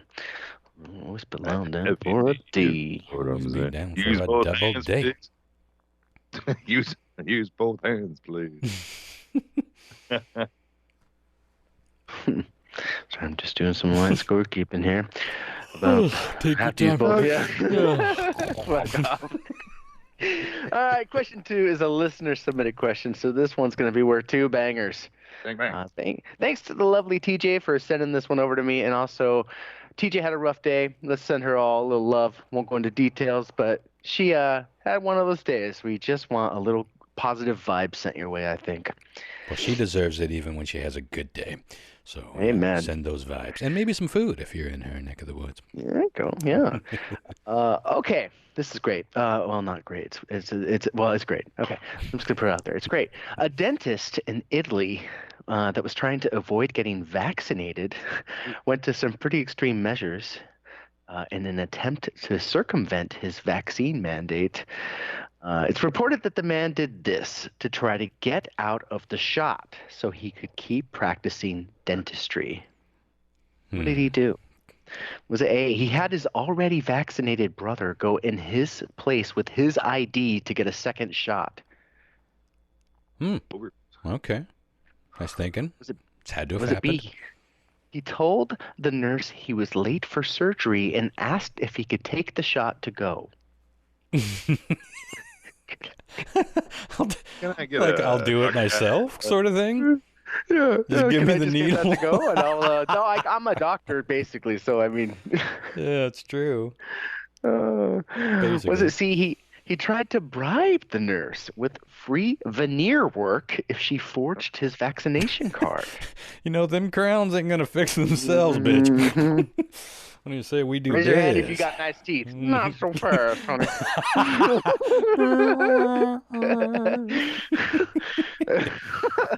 Or was it D? He tried to get the shot into a prosthetic arm he'd purchased and wore into the clinic. Oh, that's interesting. You know, I got that medical dummy hanging. Well, she's hanging in my bedroom at this point. Don't ask.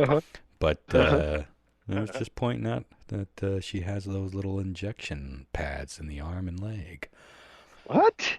Gross. Yeah, well, the whole thing for that dummy is it's set up to be intubated. It's really interesting how timely that dummy is now.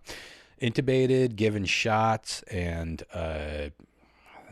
anything to do with fluids. It has has a working butthole and vagina. So anything you'd have to put a tube in or fluids out of. No wonder you kept it. Well, yeah. I mean, I know a keeper when I finds it. Oh man. A working butthole and vagina, and I can inject it with whatever I want.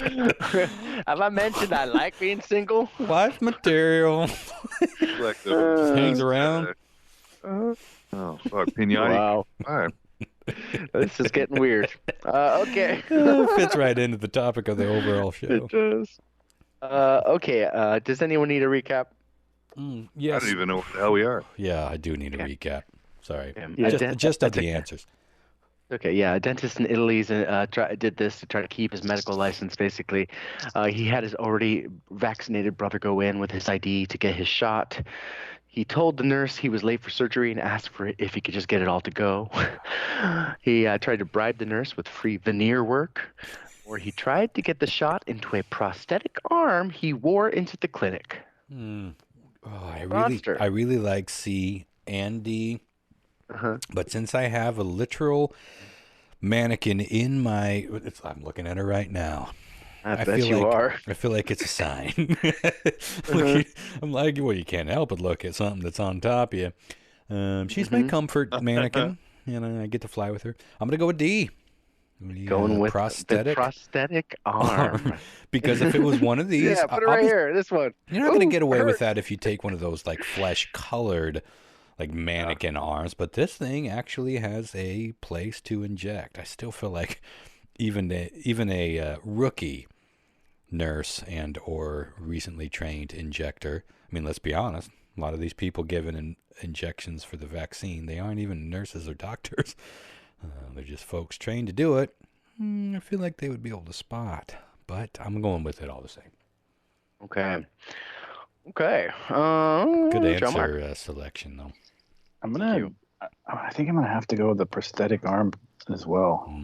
All right, this is good. Okay, Lyle. I think I'm gonna have to go, being somebody that gets stabbed all the time. Yeah. I think an arm like that would be pretty visibly, even by a rookie. Indeed, you'd hope they'd spot the snafu. They gotta put a tourniquet on you. They gotta get the vein to come up. They gotta shoot it. I honestly think he probably bribed her. Dentists are shady motherfuckers. Not because just saying. It seems like Hasn't this come up before? Lyle hates dentists. Well, I don't hate them. Shady motherfucker. You always think they're just like. I just think they're trying to steal every penny you have, and leave you with a busted mouth. They 100%. They are the auto mechanics of the medical industry. Mm-hmm. Going to upsell you to those veneers. Yeah, I'm thinking there's a bribery going on. I came in here for a cleaning, but they found that I needed 2 cavities. All right, I'll put you down for a C here. By the way, can you take? What if I can take a dummy butthole in for my colonoscopy? I don't know, but I'd try that. Yeah, do you have to have one, buddy? Is it time? Oh yeah, I'm a year past. You're supposed to start them every 2 years when you turn 45, and I'm 46, and I haven't had a screening, so I have to do one for transplant, so I got to do it before February. I'm not looking forward to it. I've had pretty unfucking looking forward. Hey, to maybe it. we could go together and we could hold each other's hands. Hey, there you go. Now you can be my butt buddy. Yeah. Like you aren't already, for fuck's sake. 2 butts, 1 hose. fuck's sake. I've seen that. Oh, Look, Doc, could you film this? Couples colonoscopy.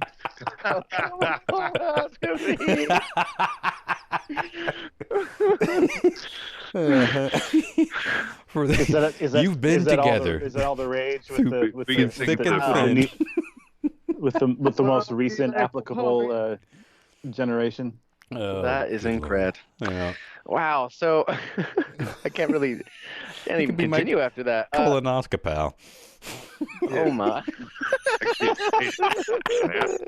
You'd be a millionaire thinking about that, isn't it? No one should have to go through that alone.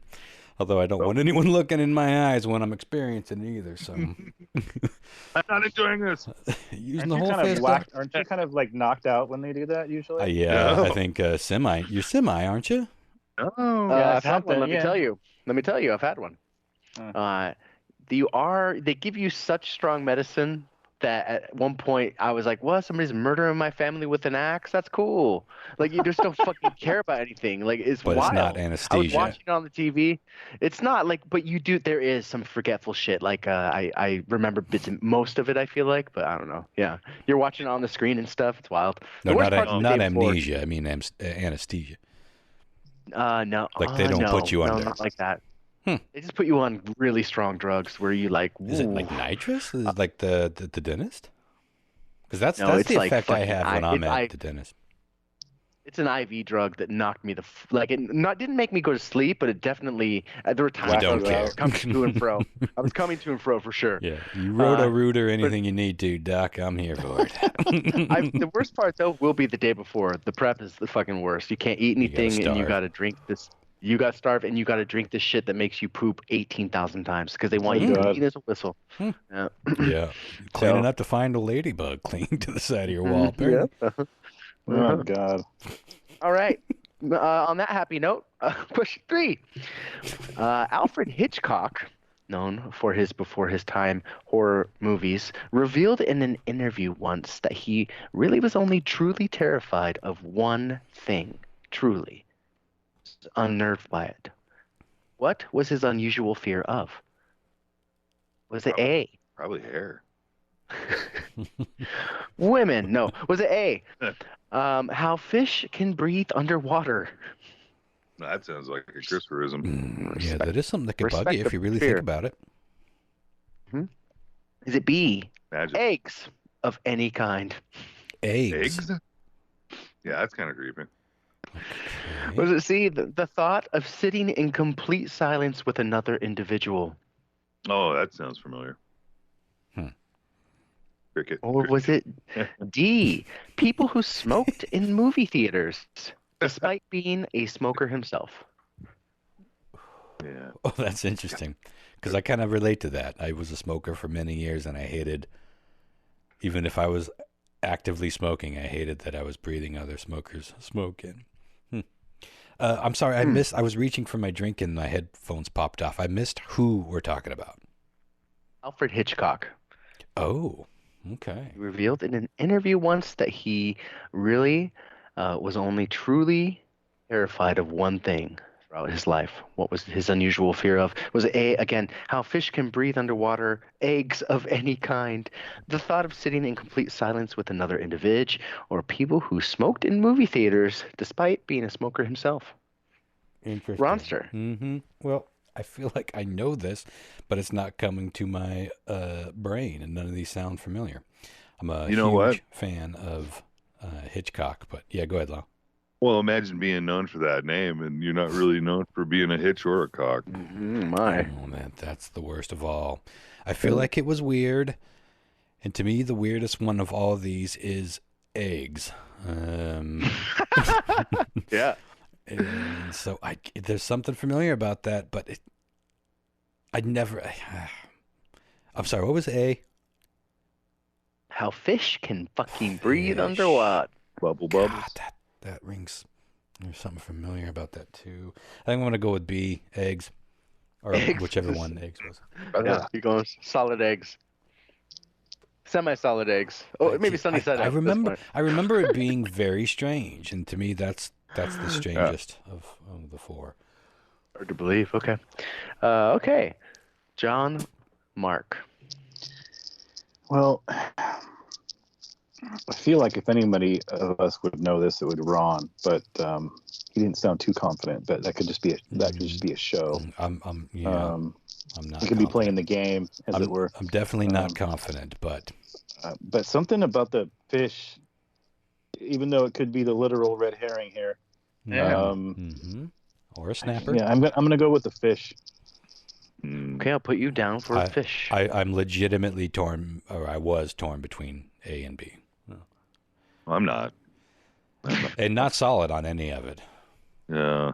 You know, the egg thing is kind of creepy because if you think like spider eggs and you think about like a fucking fly eggs and maggots and ew. Afraid of eggs. God, I'm just afraid of it now, thinking about it. But I don't think that's it. I think he actually had a fear of what we call the silence of individuals. That's a big anxiety trigger. It is. It's a trick too. Like if you well, it's not a trick. I'm just saying. It's if you've ever been in that situation, you're alone, isolated with another person, and you just don't know what the fucking talked about. You know, you freeze up, you lock up, and then you're just like, God damn, you know. I've actually left rooms, you know, because of shit like that. Interesting. So I'm going with that. I'm the opposite. I would rather have a room full of people that are shut the fuck up than someone talking to me or wanting to talk. Individual. Yeah. As an individual, you're on a date with somebody, and I don't know, just the conversation turns to silence. There's no such thing because I never stopped talking. Well, I know that's you, but like, yeah, sometimes that's true. Actually, have a nightmare on it. Think about it. Okay. Just let it happen and have it be a nightmare. Let a wash over me. Curious about that one. Okay. This is a doozy. Get ready, guys. And question 4 also happens to come from another listener. That's right, bitches. Another double point. Lau, could I get a little sound effect for double point? Doodle-doodle-doo. Cool. I like the lo-fi version. He came in so fast. I was like, damn, he was ready. It's more controllable. I'm plugged. Okay, so if I didn't say already, Jeff Hall sent this one over to me. Thank you, Jeff. Oh, nice. 2 points on the line again, guys. A 39-year-old Tennessee man was apprehended by police back in September, but not before he gave officers a wee bit of a chase in his car. Now, during the car chase, unexplainably, he briefly pauses the chase to do this. Was it A, he got out of his car at a stoplight and ran a good old Chinese fire drill. Wow, I haven't seen that in a while. Classic. Those are some fairly innocent shenanigans, huh? These do change in nature. Was it B, he stopped his car briefly to hop out and gently pet a kitten. Oh. Yeah, I like that. Was it C, he pulled over to throw fresh turds from his pants towards the pursuing officers' cars? And they do indeed change. That might be a brown herring. You know, that is the brown herring. You know I'm already leaning. Or is it D? He cut off his own dick and threw it through the window. Oh my God. Yeah, one of these things happened. Like I said, there's quite a range there for you to go through. 39-year-old Tennessee man was apprehended by police, but not before a car chase. During the car chase, he did this briefly, unexplainably for a moment, and then got back in the car and fucking hauled ass, or continued the car chase, I should say. Was it, again, A, he got out and did the old Chinese fire drill at a stoplight.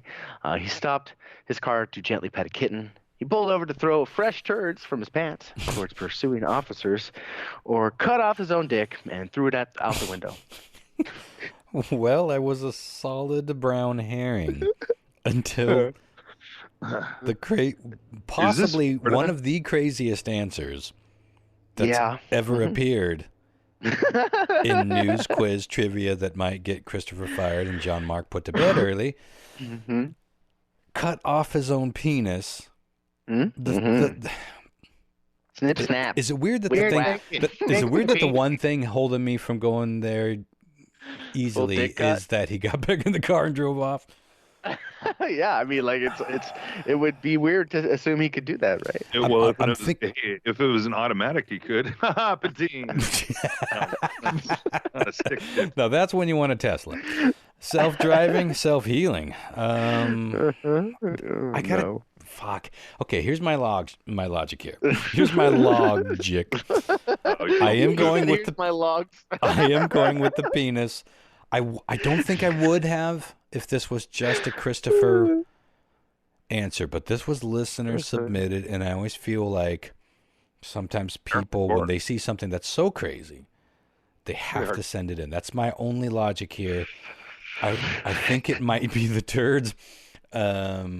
But I'm going for it. Sorry, you and me, Denny. We ride or die, and we're lopping it off together. Oh man, we'll see what we got on the other side of this one. But I'm going D. He cut his fucking wiener off and threw it at the cop. All right, I'm putting you down for the old bobbit. Gotta respect that answer. Okay, John Mark. That's a crazy fucking answer. Well, I'm gonna go with the brown herring because whenever we have these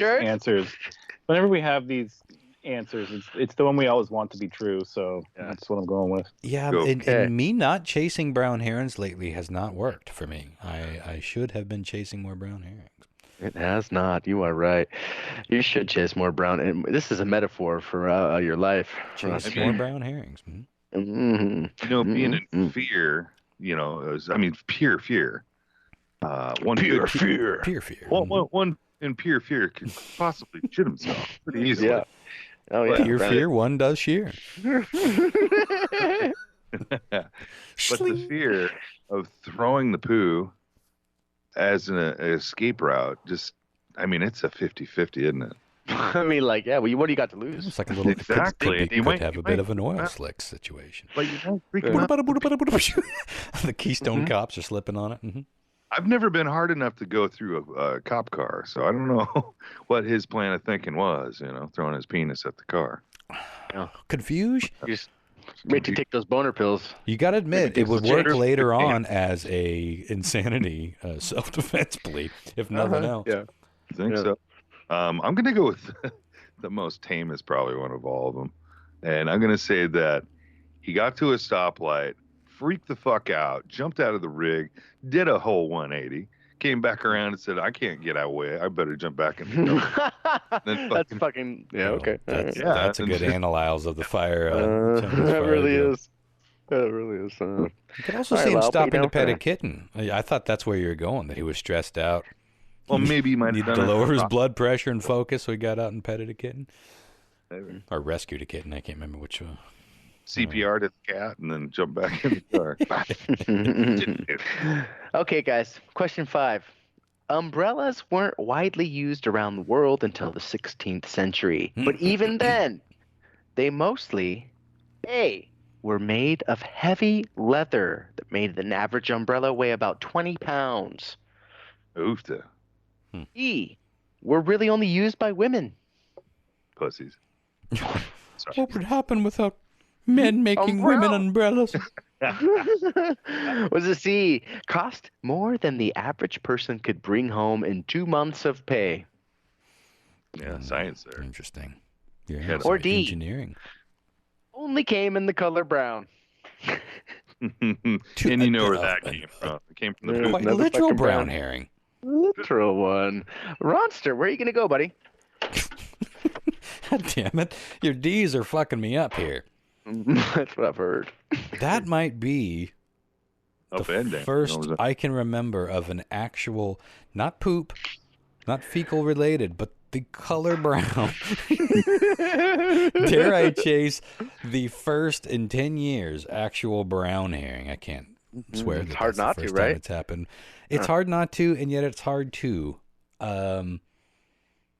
There's something about the engineering aspect, the complexity of an umbrella. If you think about it, it's a pretty complex device, if it's a pop-up kind. Although maybe the first ones were more like stationary. just Open all the time. they were just open all the time. God, now fuck it. I'm going with your goddamn brown herring. Yeah, that's right, baby. You're going to go with a solid D here. If for no other reason, I got to reward the boldness of you literally just saying, you know what, fuck you, Ron. Here is quite literally a brown umbrella herring. I do like it. Why would that you, even be a story? You could only get brown umbrellas. Well, could be, I don't know. It's too late. I already chose it. They only came in a square brown fashion. Natural by nature. Oh. Okay, I'm gonna put you down. I'm gonna put you down for the color brown. But everything You may was- not be disappointed. We'll see. Everything we'll was see. brown back then, right? Yeah, totally. It was dusty. It's coming back. The red too. dress was $1,000. Okay, John Mark. Can you go through the answers real quick? Yeah, sure. Back in the day when umbrellas were first popular in the 16th century, they were A, made with heavy leather. The average umbrella weighed about 20 pounds. B, were only really used by women. C, cost more than the average person could bring home in 2 months of pay. Or D, came in the color brown and color brown only. I have regrets.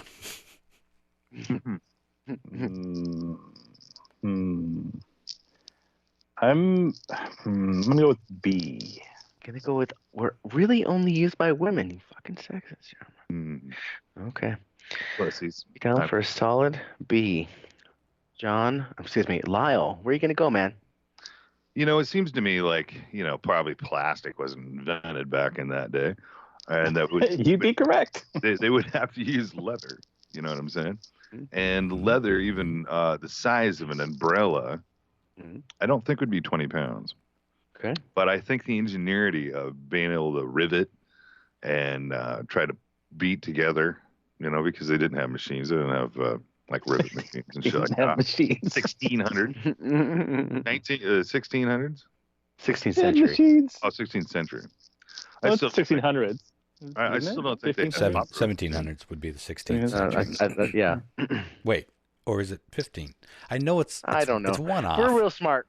It's The one ni- is different 19th than what you century, think it is. We're in the 21st century. We're in the 20th century now. So it would be the 15th. We're in the 21st century, aren't we? You think, but it's the 20th. Damn it. I'm going to look it Sure. up. Yeah, look it What up. fucking century are we in? I feel like that is one of the fairest Google searches I've made of late. What century is it? I'm gonna say Google's just glad you're not like, how do I get a girl out of a kennel that's been stuck in there for 14 days? starting to smell. Sorry about that, John. Lau, continue, sir. No, I'm gonna go with building it. Basically, I think it would take too much time to build one. That most people couldn't afford one.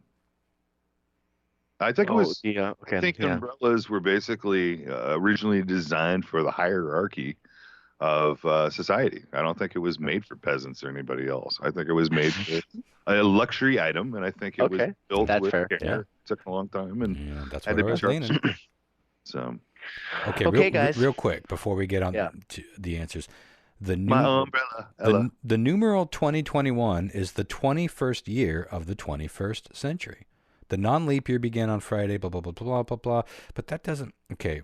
Is 2021 the 22nd century? The 21st It's the beginning of the century. century began on January 1st of 2001. Why did God, why I'm did I already have this asleep. wrong? No, we're in the 21st that's why. century because you start from the year 0 and go to 100. That's the first century, right? And that's why it was weird, because when it was the 1900s, that was the 20th century. Yeah. So when it turned 20, as in 2000, that's when we went to the 21st. Yeah. Yeah. All right. Thanks for 21st tolerating that, century smarter Fox. than us audience. Eat it. Suck What it. century are we in is now added to my many, many troubling and Put sad that right on my various resume. Google searches. Knows what Resume. century we're in. Recently searched what century I was in. And confirmed. So we can check that off the list of things Oh we man, don't I'm know. so employable, it's crazy. All right, question 6, motherfuckers. The final question of this championship round. I hope you are ready for this. It has been an interesting ride, score-wise, let me tell you. I'm going to light a joint here and just ruminate over this question for a moment. Okay. Gentlemen, it's been quite a year. We this may be our last. Is this going to be probably our last podcast for Christmas? No. We might. I think we can get one more in. Then it'll I'm be okay Comet. for next It'll week. be Comet week for me after that. So this will be our last, probably until after New Year's, actually. Excellent. Well, I mean, next okay. week will be our last until after New Year's. Okay. Well, question 6, guys. Just a trivia question here for you. You have 206 total bones in your body. Of that amount, 52 bones, roughly 1/4 of all your bones, are located here. Is it A, your hands? My penis. Is it B? Literally has extra bone. Is it B, Lyle's penis? Is it B, Your pleasure.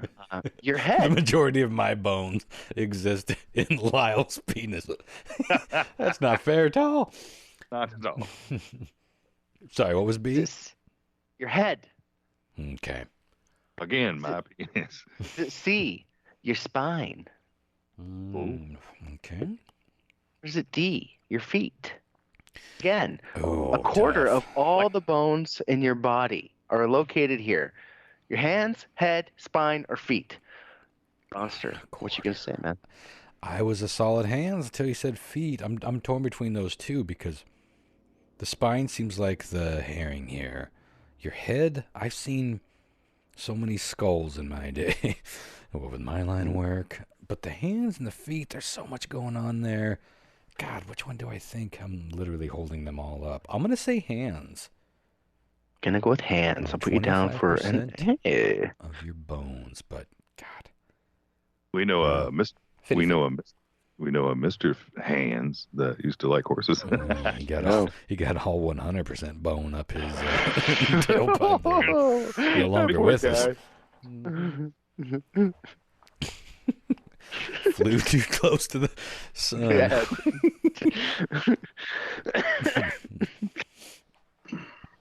John Mark. I'm gonna go. I'm gonna go with the feet. I think I'm gonna put you down for feet.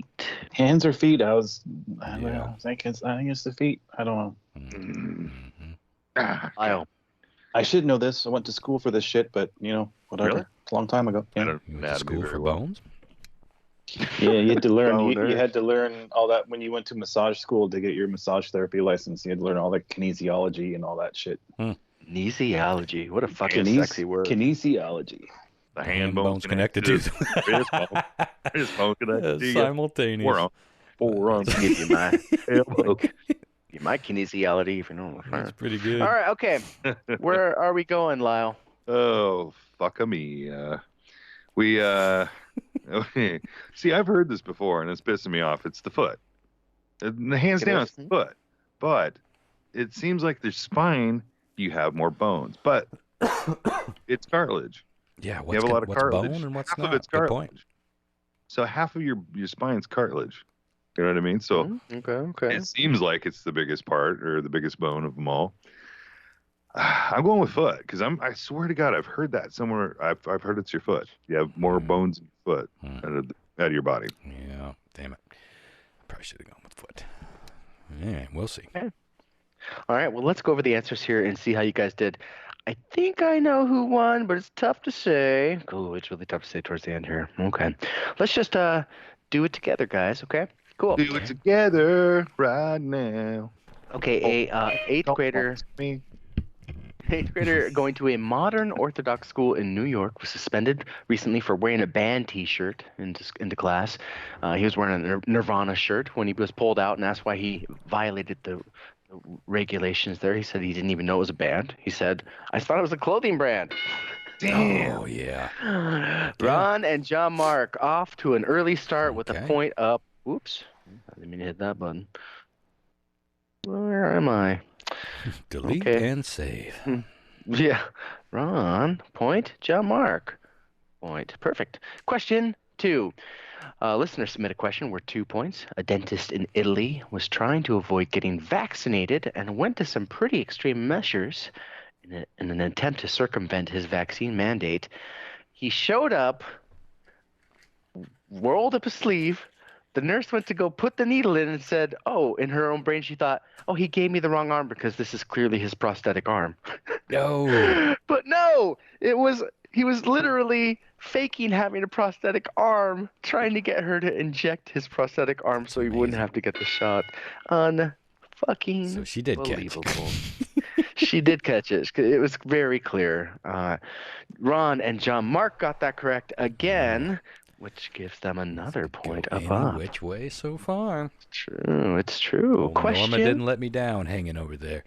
Yeah, no doubt. She won't let you down for some time to come, I'm sure. I won't let her down.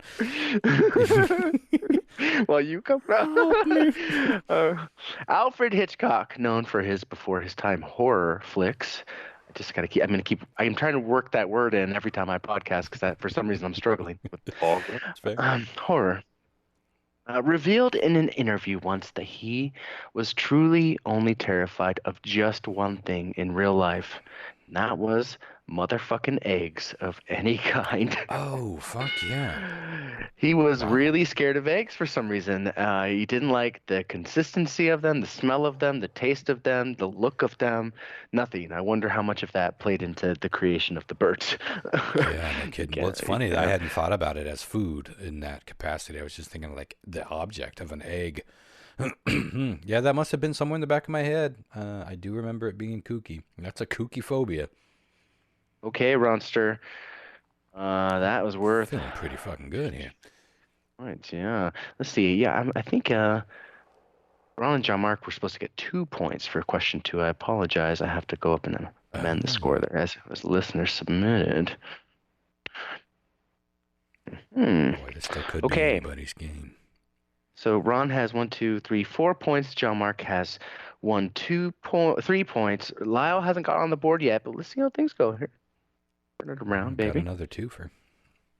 You do. Okay, question 4 of this story came from Jeff Hall. Again, it's going to be worth 2 points. A 39-year-old Tennessee man was apprehended by police after a car chase in which he briefly paused, cut off his own schlong, and threw it out the window. Oh, my God. Yeah. Nobody really knows why. He says the voices told him to, so I guess that's all you really need to know. But unfucking believable. I couldn't write anything else as outrageous as that. I just couldn't think of anything. That was my logic. Not that you couldn't, just that that has to be in the top 5 craziest answers in the 10 years we've been doing this. I know, and I don't even want to try to outbest it, you know? Yeah. Oh, fuck. Ronster, you have 5 points so far. Holy shnikes. Mark has 3, though. Lyle, we'll see what happens, buddy. We're still in. Doesn't he have 6 now? Let's see. Oh, yeah, that was a twofer. 1, 2, 3. Oh, yeah, apologies. Thank you. Thank you for keeping me honest. Appreciate it. Okay. Question 5. Umbrellas weren't widely used around the world until the 16th century, which we learned all about centuries today, didn't we, guys? But even then, they were really mostly only used by women. Only women used them. Oh, interesting. That was mostly a feminine item, I suppose. Yeah. Let's see. John Mark got that correct. But that's funny because when you look back on like period paintings and photographs and stuff, it is kind of like part of that whole ensemble. for women. You Yeah, know, the like a boost, the parasail. boosted. Yeah. Uh-huh. Am I saying that What's the right? boot? What's it called? The little BA? well, the Oh. boost is for the top, but what's it? Parasol. Where the butt comes Parasol. out, where the the dress. Oh, the bustle. The bustle. Yeah. Yeah. Bustle. If there's a halo in bustle. your Bustle. bustle Okay, in your lastly, hedgerow. lastly, question 6. You have 206 total bones in your body. Of that amount, 52 bones, roughly 1/4 of all your bones, are located in your feet. No, John no. Mark and Lyle picked that one up. It was a tough call. I would probably have guessed hands as well. They seem very intricate and have lots of moving pieces. Okay, so Lyle gets a point and John Mark gets a point, which means the score is Lyle 1, John Mark 5, Oh, I thought I Ronster won. 6. But I Was won. the last We're playing like question, was golf, that a 2-pointer or no? No, it wasn't, buddy. Oh, damn it. Sorry, man. No. Nope, it wasn't. No. But Chris, yes, I won. I got both So- 2-pointers. Lyle, Yeah, you you won did. in my heart, buddy. but you said Lyle won. So I did. Well, that's sorry. true. Oh, fuck. Rules Oh, are sorry. rules. Rules are rules, bitch. Take it back. Ronster, congratulations, but more Wow. importantly, congratulations, Denny. Denny, shoot us a note or shoot me a note over on Facebook. You have 30 days from when this podcast airs, motherfucker, by the way. Congratulations, Denny. I bet you didn't feel we- super strong. Although, was it Denny that I got in? I don't remember. This? I can't remember either. I feel like I got him in. And you and Denny are just riding, Championship ride or round. die. I could be wrong. Obviously, none of us can remember. Yeah. Like, One of it's us has a confusing. head injury. and lots of booze. Well, that's exciting. So, That was fun. do we know what Denny's going to get, or is that going to be something you'll decide when he still reaches mulling. out? Yeah, I'm gonna let him reach out. I'm gonna give him a couple of options. Maybe a Funko Pop. I don't know. Maybe a How Bizarre T-shirt. I don't know. Like, anything's possible. Maybe some of my dad's ashes. I've got lots of stuff to never go know. around, guys. Have a little piece. Which is about as good as my package. That was well received as my package at Sarah Ray's house when I took the dogs. Chocolate covered ashes for your Right, pup. yum, yum. Mhm. Don't mind if I do. Made in a chocolate flavored rawhide. Okay, that's too far.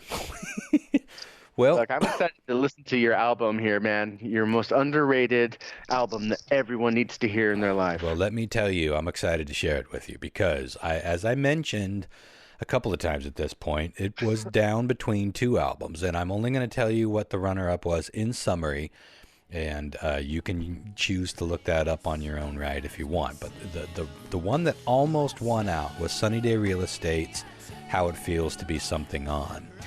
This is one of those bands that gets dropped all the time.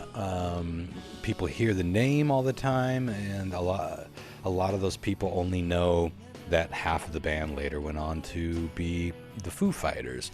But that ended in a rather famously dramatic fashion. But Sunny Day Real Estate is one of my favorite bands of all time, and I think this is their best album. So How It Feels to Be Something On, if you want to hear what almost won this. But the band that won it out is a band called Superdrag. Now, if that name sounds familiar, you may have heard their big hit in the mid to late 90s, Sucked Out. Pretty Is big. that the one that's like, ooh? No, it was...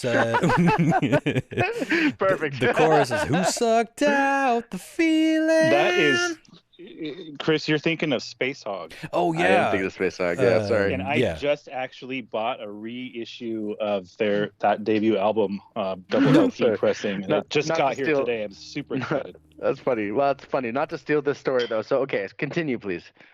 Ooh. Yeah, Yeah, that's a great fucking song. I really like that. Anyway, nope. This is, but you might recognize that. Who sucked out the feeling? Yeah, okay. Where'd you go now that everybody knows? Super catchy, sort of indie throwback to the early '60s psych bands. Very catchy stuff. But that was a pretty huge hit, and that was from their major label debut record called Regretfully Yours, which is a pretty solid album for their first real debut. But none of the other songs really worked as a single, so they were starting to get that sort of one-hit wonder label. And they never really overcame that, but the record label Elektra still had hopes for the band, and they signed them up for 2 more albums after that debut. The second would be a pretty amazing album, pretty eclectic, with more folk, a little bit more experimental and psych, and lots of homages to the Beatles and the Zombies. And that album was called A Head Trip in Every Key. Really cool album, and super oddball from the time that it came out, the late 90s. I mean, you got to remember, this is when we were starting to get new metal. Hip-hop was dominating radio. So it was an interesting time for an experimental sort of just straight-up rock psych album to come out by a major label. The standout track on that album was Do the Vampire, and that's the one they were trying to make a single, and it got a little bit of airplay, but it never really took. So at this point, Elektra was starting to get a little antsy about continuing to fund the band, who at that point they were getting a lot of critical acclaim, and it was one of those bands, how there's certain bands that people who are in bands know about and they share like tapes and stuff. It's kind of an odd thing that people who aren't in bands and touring worlds and playing with other people, and there's this phenomenon that happens where it's like, oh, that's one of those bands that bands know, but they don't have a lot of mainstream success. This was one of those groups, and again, critically acclaimed, but they just weren't getting the success. The money wasn't rolling in. And at about this time, the singer and songwriter for Superdrag, John Davis, was pretty deep into a battle with alcoholism, and it was in a dark place because the career wasn't working out. They knew one of the reasons they tried to put so much into that second album, Head Trip in Every Key, is because they thought that would be their last shot. They knew that they weren't delivering. They didn't deliver a follow-up hit to Sucked Out. They knew the business, and it was pretty cold, and Elektra gave him that one last chance, and nothing really came out of it. So he was pretty depressed about that. He was already a full-blown alcoholic at that point and living the rock star lifestyle and drinking like a fifth of Wild Turkey like every fucking day. And that was just to get going. Like he was one of those like Lemmy level drinkers, like insane, hard to imagine drinking that much. But to make matters worse, his grandpa died, and his gramps was cool as hell by all accounts, and he would be at every Superdrag show, especially in the early days when they were playing more local shows and he didn't have to travel. But anytime, even after they got big and they were in town, he would go to every show that he could, standing in the back with his earplugs in and rocking an old leather jacket and a Superdrag t-shirt. And they were really close. Like, it seems like they were closer than John Davis was with his own parents. So he was pretty devastated when his grandpa died. So, he cracked open another fifth Wild Turkey and holed himself up for a few weeks, if not a few months. And he started writing some of the most heartfelt and most difficult lyrics that he ever wrote by his own account. Now, Elektra had caught wind that he'd started working on new material, and they were all sort of on the fence about that third album anyway, but they wanted to hear what he'd been working on, so he worked up some of it into some demos. And when they heard it, they didn't like it. They thought they had several complaints. One was they thought it was too far removed from their original sound, which it wasn't. They said it was too dark. And, it's a heavy album, but it's not a terribly dark album all told, considering some of the lyrics and some of the themes. But the most insane remark that they gave him was that they thought it didn't feel authentic or from the heart. Now, here's a couple of lines. Imagine telling somebody that has just spent like a very difficult time mourning somebody that they truly are mourning, and putting that into their art and being said, yeah, this just doesn't feel like it's coming from the heart. Here are a few lines from Davis had written about dealing with his grandfather that were intended for that album. This song is called Unprepared. We carry you there so unprepared to be grieving. Don't tarry with care, take to the air, so unaware you'd be leaving. And now I'm here to say I shall never be right again. How can I pray he'll return what he's taken away? Here's another little snippet from a song that I really like on this album called Ambulance Driver. You were running late, ambulance driver. You arrived too late. There's nothing you can do. Why don't you do it anyway? There's nothing you can do. Why don't you roll it out and carry it away? And the whole album has these little moments where it's clearly like somebody dealing with loss, dealing with like the actual physical loss of death, you know, the situations. So for your label to tell you this doesn't sound authentic, like, yeah, we're going to need a little more emotion in there, kids. It's insane to me. But anyway, after all the other drama, Elektra agreed to just tear up the contract so that the band could just take that album elsewhere and they would be done with each other. And so it ended on a pretty bad note. That's the album that we're going to hear. It's called In the Valley of Dying Stars. And it was released in 2000 under Arena Rock Records. And it's hands down one of my favorite albums of all time. And unlike my first pick, which was a classic Rush prog album, this is just a straight up rock record. You know, it's loaded with great power pop, garagey, but well-produced guitar tones, snappy drums. I really find it to have a good texture and good production, even though it's a little muddy. It's not like super crisp, but it's got its own type of crispness. That's hard to explain, but I think you guys will see what I mean. I think it's perfect. It just has this warm, sort of analog, classic rock and roll sound. And it kicks off with a fitting tribute to Elektra Records called Keep It Close to Me, with the opening lyrics of, I want rock and roll, but I don't want to deal with the hassle. I know what I know, but I don't want to feel like an asshole. It's direct, suspect, insects have launched an invasion. Chosen, frozen, poison in my vaccination. I'm going to figure out what's mine and keep it close to me.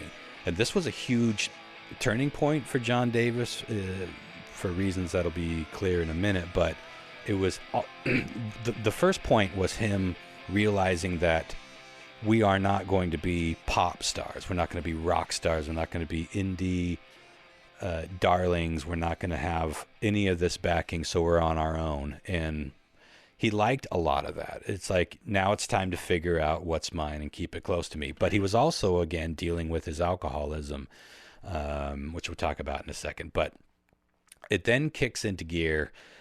The song starts, you know, just with a riff, no drums or nothing, and he's singing those lyrics, and then it just kicks into gear, and then the album's on. And I got to say, for me, it really gets cooking around track 5. There's no bad song on this album. They're all catchy, they're all snappy, they're all easy to sing along with once you get them in your head. But my favorite my favorite track on the LP is track 5, and it's called Lighting the Way. And again, the perfect pairing of rhythm guitar fuzz and that crisp, snappy drumming that just makes you want to be driving dangerously over the speed limit, possibly with a beer in your hand. It's just one of those songs like, I just want to fucking be on the road going fast. Even though it's not a super fast song, it just got that driving rhythm. Kind of a lot of what Queens of the Stone Age does for me, where it's just like the ching, ching, ching, ching, you know, the good driving music. And then it slows down here and there with some melancholy tones, like I mentioned earlier. But that really just makes the music more, the album more dynamic. And the slower songs are just fucking gorgeous. So it all wins. And then it finishes with one of my favorite album closers of all time. And I was thinking, we should make a short list sometime down the road. Maybe we can all do our top favorite album openers and album closers. They don't necessarily need to be from the same record. They probably won't be.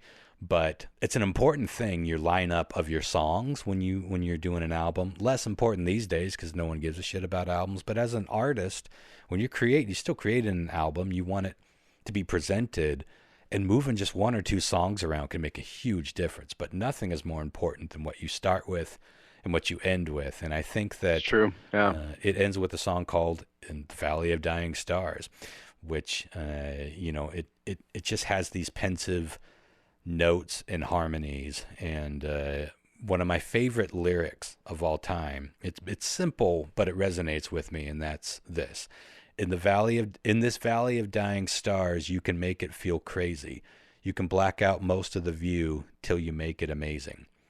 I think that's like an entire poem all onto itself and describes life in so many ways, where it's like, it's such a fucking misery shit show. And then all of a sudden it's the most amazing thing you could possibly do. I feel like this is a letter to God in a lot of ways, because not right after this album, but pretty soon after this album, they're on their way to doing their fourth album when John Davis realized that he was going to drink himself to death. And he pulled over. It's a well-known story. He pulled over on the side of the road and he just prayed. He's like, God, I don't want to die and I don't want to kill anybody. Help.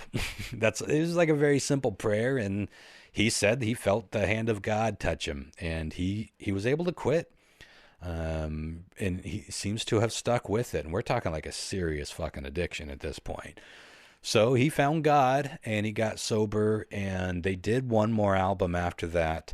And it was pretty good, but you know, you could tell his heart wasn't quite in it as much as it used to be. And he knew that if he was going to stay sober, he had to get out of being in a rock band, which he described at that point as a mouthpiece for his addiction. You know, it was like, just like a boozy, he'd have to sing all those old songs that were about, you know, booze, and he just wasn't ready to do it. So that's when they, after their fourth album, which is called Last Call for Vitriol, they broke up. Now, they did reunite years later, and they put out another album called Industry Giants. And again, there's some good stuff on it. But for me, In the Valley of Dying Stars was the pinnacle of their creative output. So, and he's still super religious. He even put out a couple solo albums that could quite literally be called Christian rock. But he joined forces with some other guy. I can't remember his name, but he put out this album that wasn't like Christian rock. It was shoegazy. John Mark, I think you would really like this band. You should check it out. It's called, what is it? The Lees of Memory. Lees, The Lees of Memory. Very My Bloody Valentine inspired, like that late 80s, super early 90s shoegazy stuff. Really good shit. But so I think that the album has this perfect sort of bittersweet feeling overall, but it's a fun album in spite of all of that. Like, it's just it's one of those albums that you can just tap your toe and tap your fingers to, and you, like I said, you sing along to it. And the fact that it came out in the year 2000 is really interesting because, you know, it wasn't Missy Elliott, it wasn't Kid Rock, it wasn't Korn. It was so against the stream of what was happening in modern music at that point. And as soon as I heard the opening riffs, I was just like in. I just kept listening to the album. I was like, this is their best fucking album. And to this day, I'm still obsessed with it. I've probably played that album front to back. Sorry, Chris, back to front. Mm-hmm. I would be shocked if it was less than 100 times. I'm not shitting you. The first time I heard it, it was all I listened to. It was one of those things where it's like, this is the only music I'm going to listen to for the next at least couple of weeks is this album. And, you know, probably by the first week or two, I had it memorized because I was so obsessed with it. But anyway, that's it. Superdrag, The Valley of Dying Stars. You know, a little background about the band, background about why this album came to be, and the craziness of fucking Elektra, who has a pretty good history of being a decent major label for bands, you know, throughout history, like going all the way back to you know, the 60s. So it's interesting that they really gave them the shaft in such a puzzling manner. But there's your homework. Superdrag. I'm excited to listen to this. Yeah, I don't know much about this. I really don't know much about this band. Are you guys familiar with this album? No. I am not, but I know I've heard Ron and Jody talk about Superdrag like a lot, and so I've always been curious to check them out. Yeah. My first one. Huh? Yeah, this is Jody's favorite Superdrag. Jody, looking forward to it. Jody is a huge Superdrag fan. He didn't get me into them, but his enthusiasm kept me going back to them because I had that first album. I didn't bother picking up that second album until I heard him playing it and talking like crazy, obsessed about it. So I picked it up, and that second album, which is, again, Head Trip in Every Key, is a lot of Superdrag fans' favorite album. That's Abby's favorite album. I guess Abby just comes up every episode now, which is fine. Especially when we're talking about music, it's going to be hard to not bring Abby up because she's been a huge part of my musical world for the last 10, 15 years. But I know, I think that's her favorite Superdrag album. But she loves Superdrag. And Jody joined the Lashes, which were kind of an up-and-coming band. In the early 2000s, they had that hit, "Sometimes the sun comes up, sometimes it goes back down." Remember that song? It was all over indie radio. Not a huge hit, but the Lashes were kind of a big deal for a while. And Jody joined that band right before they opened up for Superdrag, playing at the Crocodile. So that was a fun show. So I got to go over there, see the show. Superdrag is one of the greatest fucking live bands I've ever seen. Hands fucking down. As good and powerful as they are in the album, they sound just like that, but better live.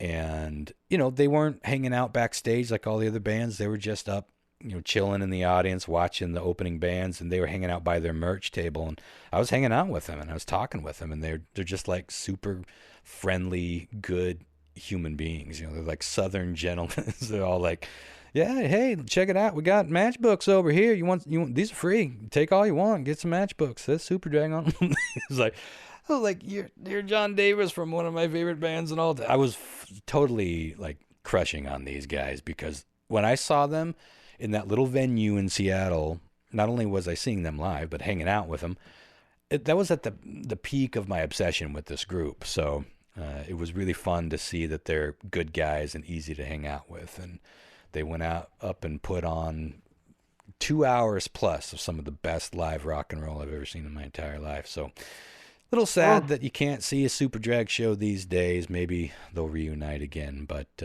that was the golden era for Superdrag. And this, to me, again, is the pinnacle of the band. But check it out. I will say this. I'd be shocked if any of you had anything bad to say about it. I think the worst that anyone could really say about this album is, yeah, it was all right. Because it's just a good rock album.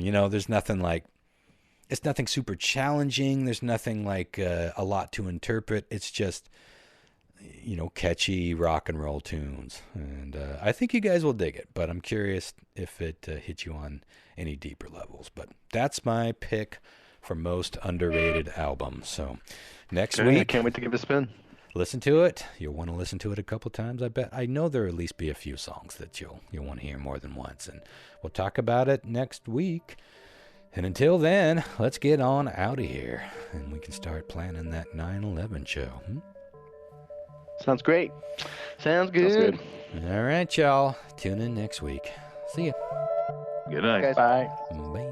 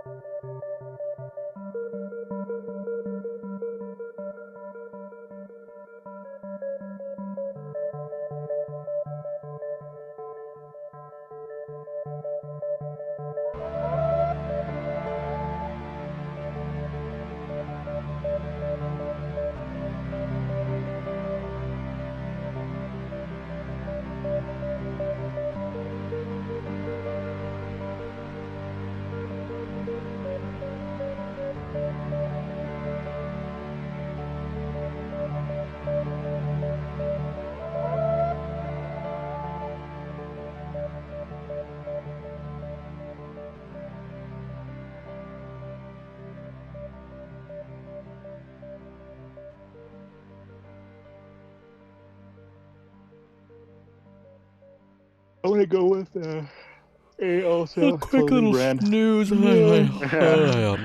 Could you spice this up? I'm falling asleep. Boring.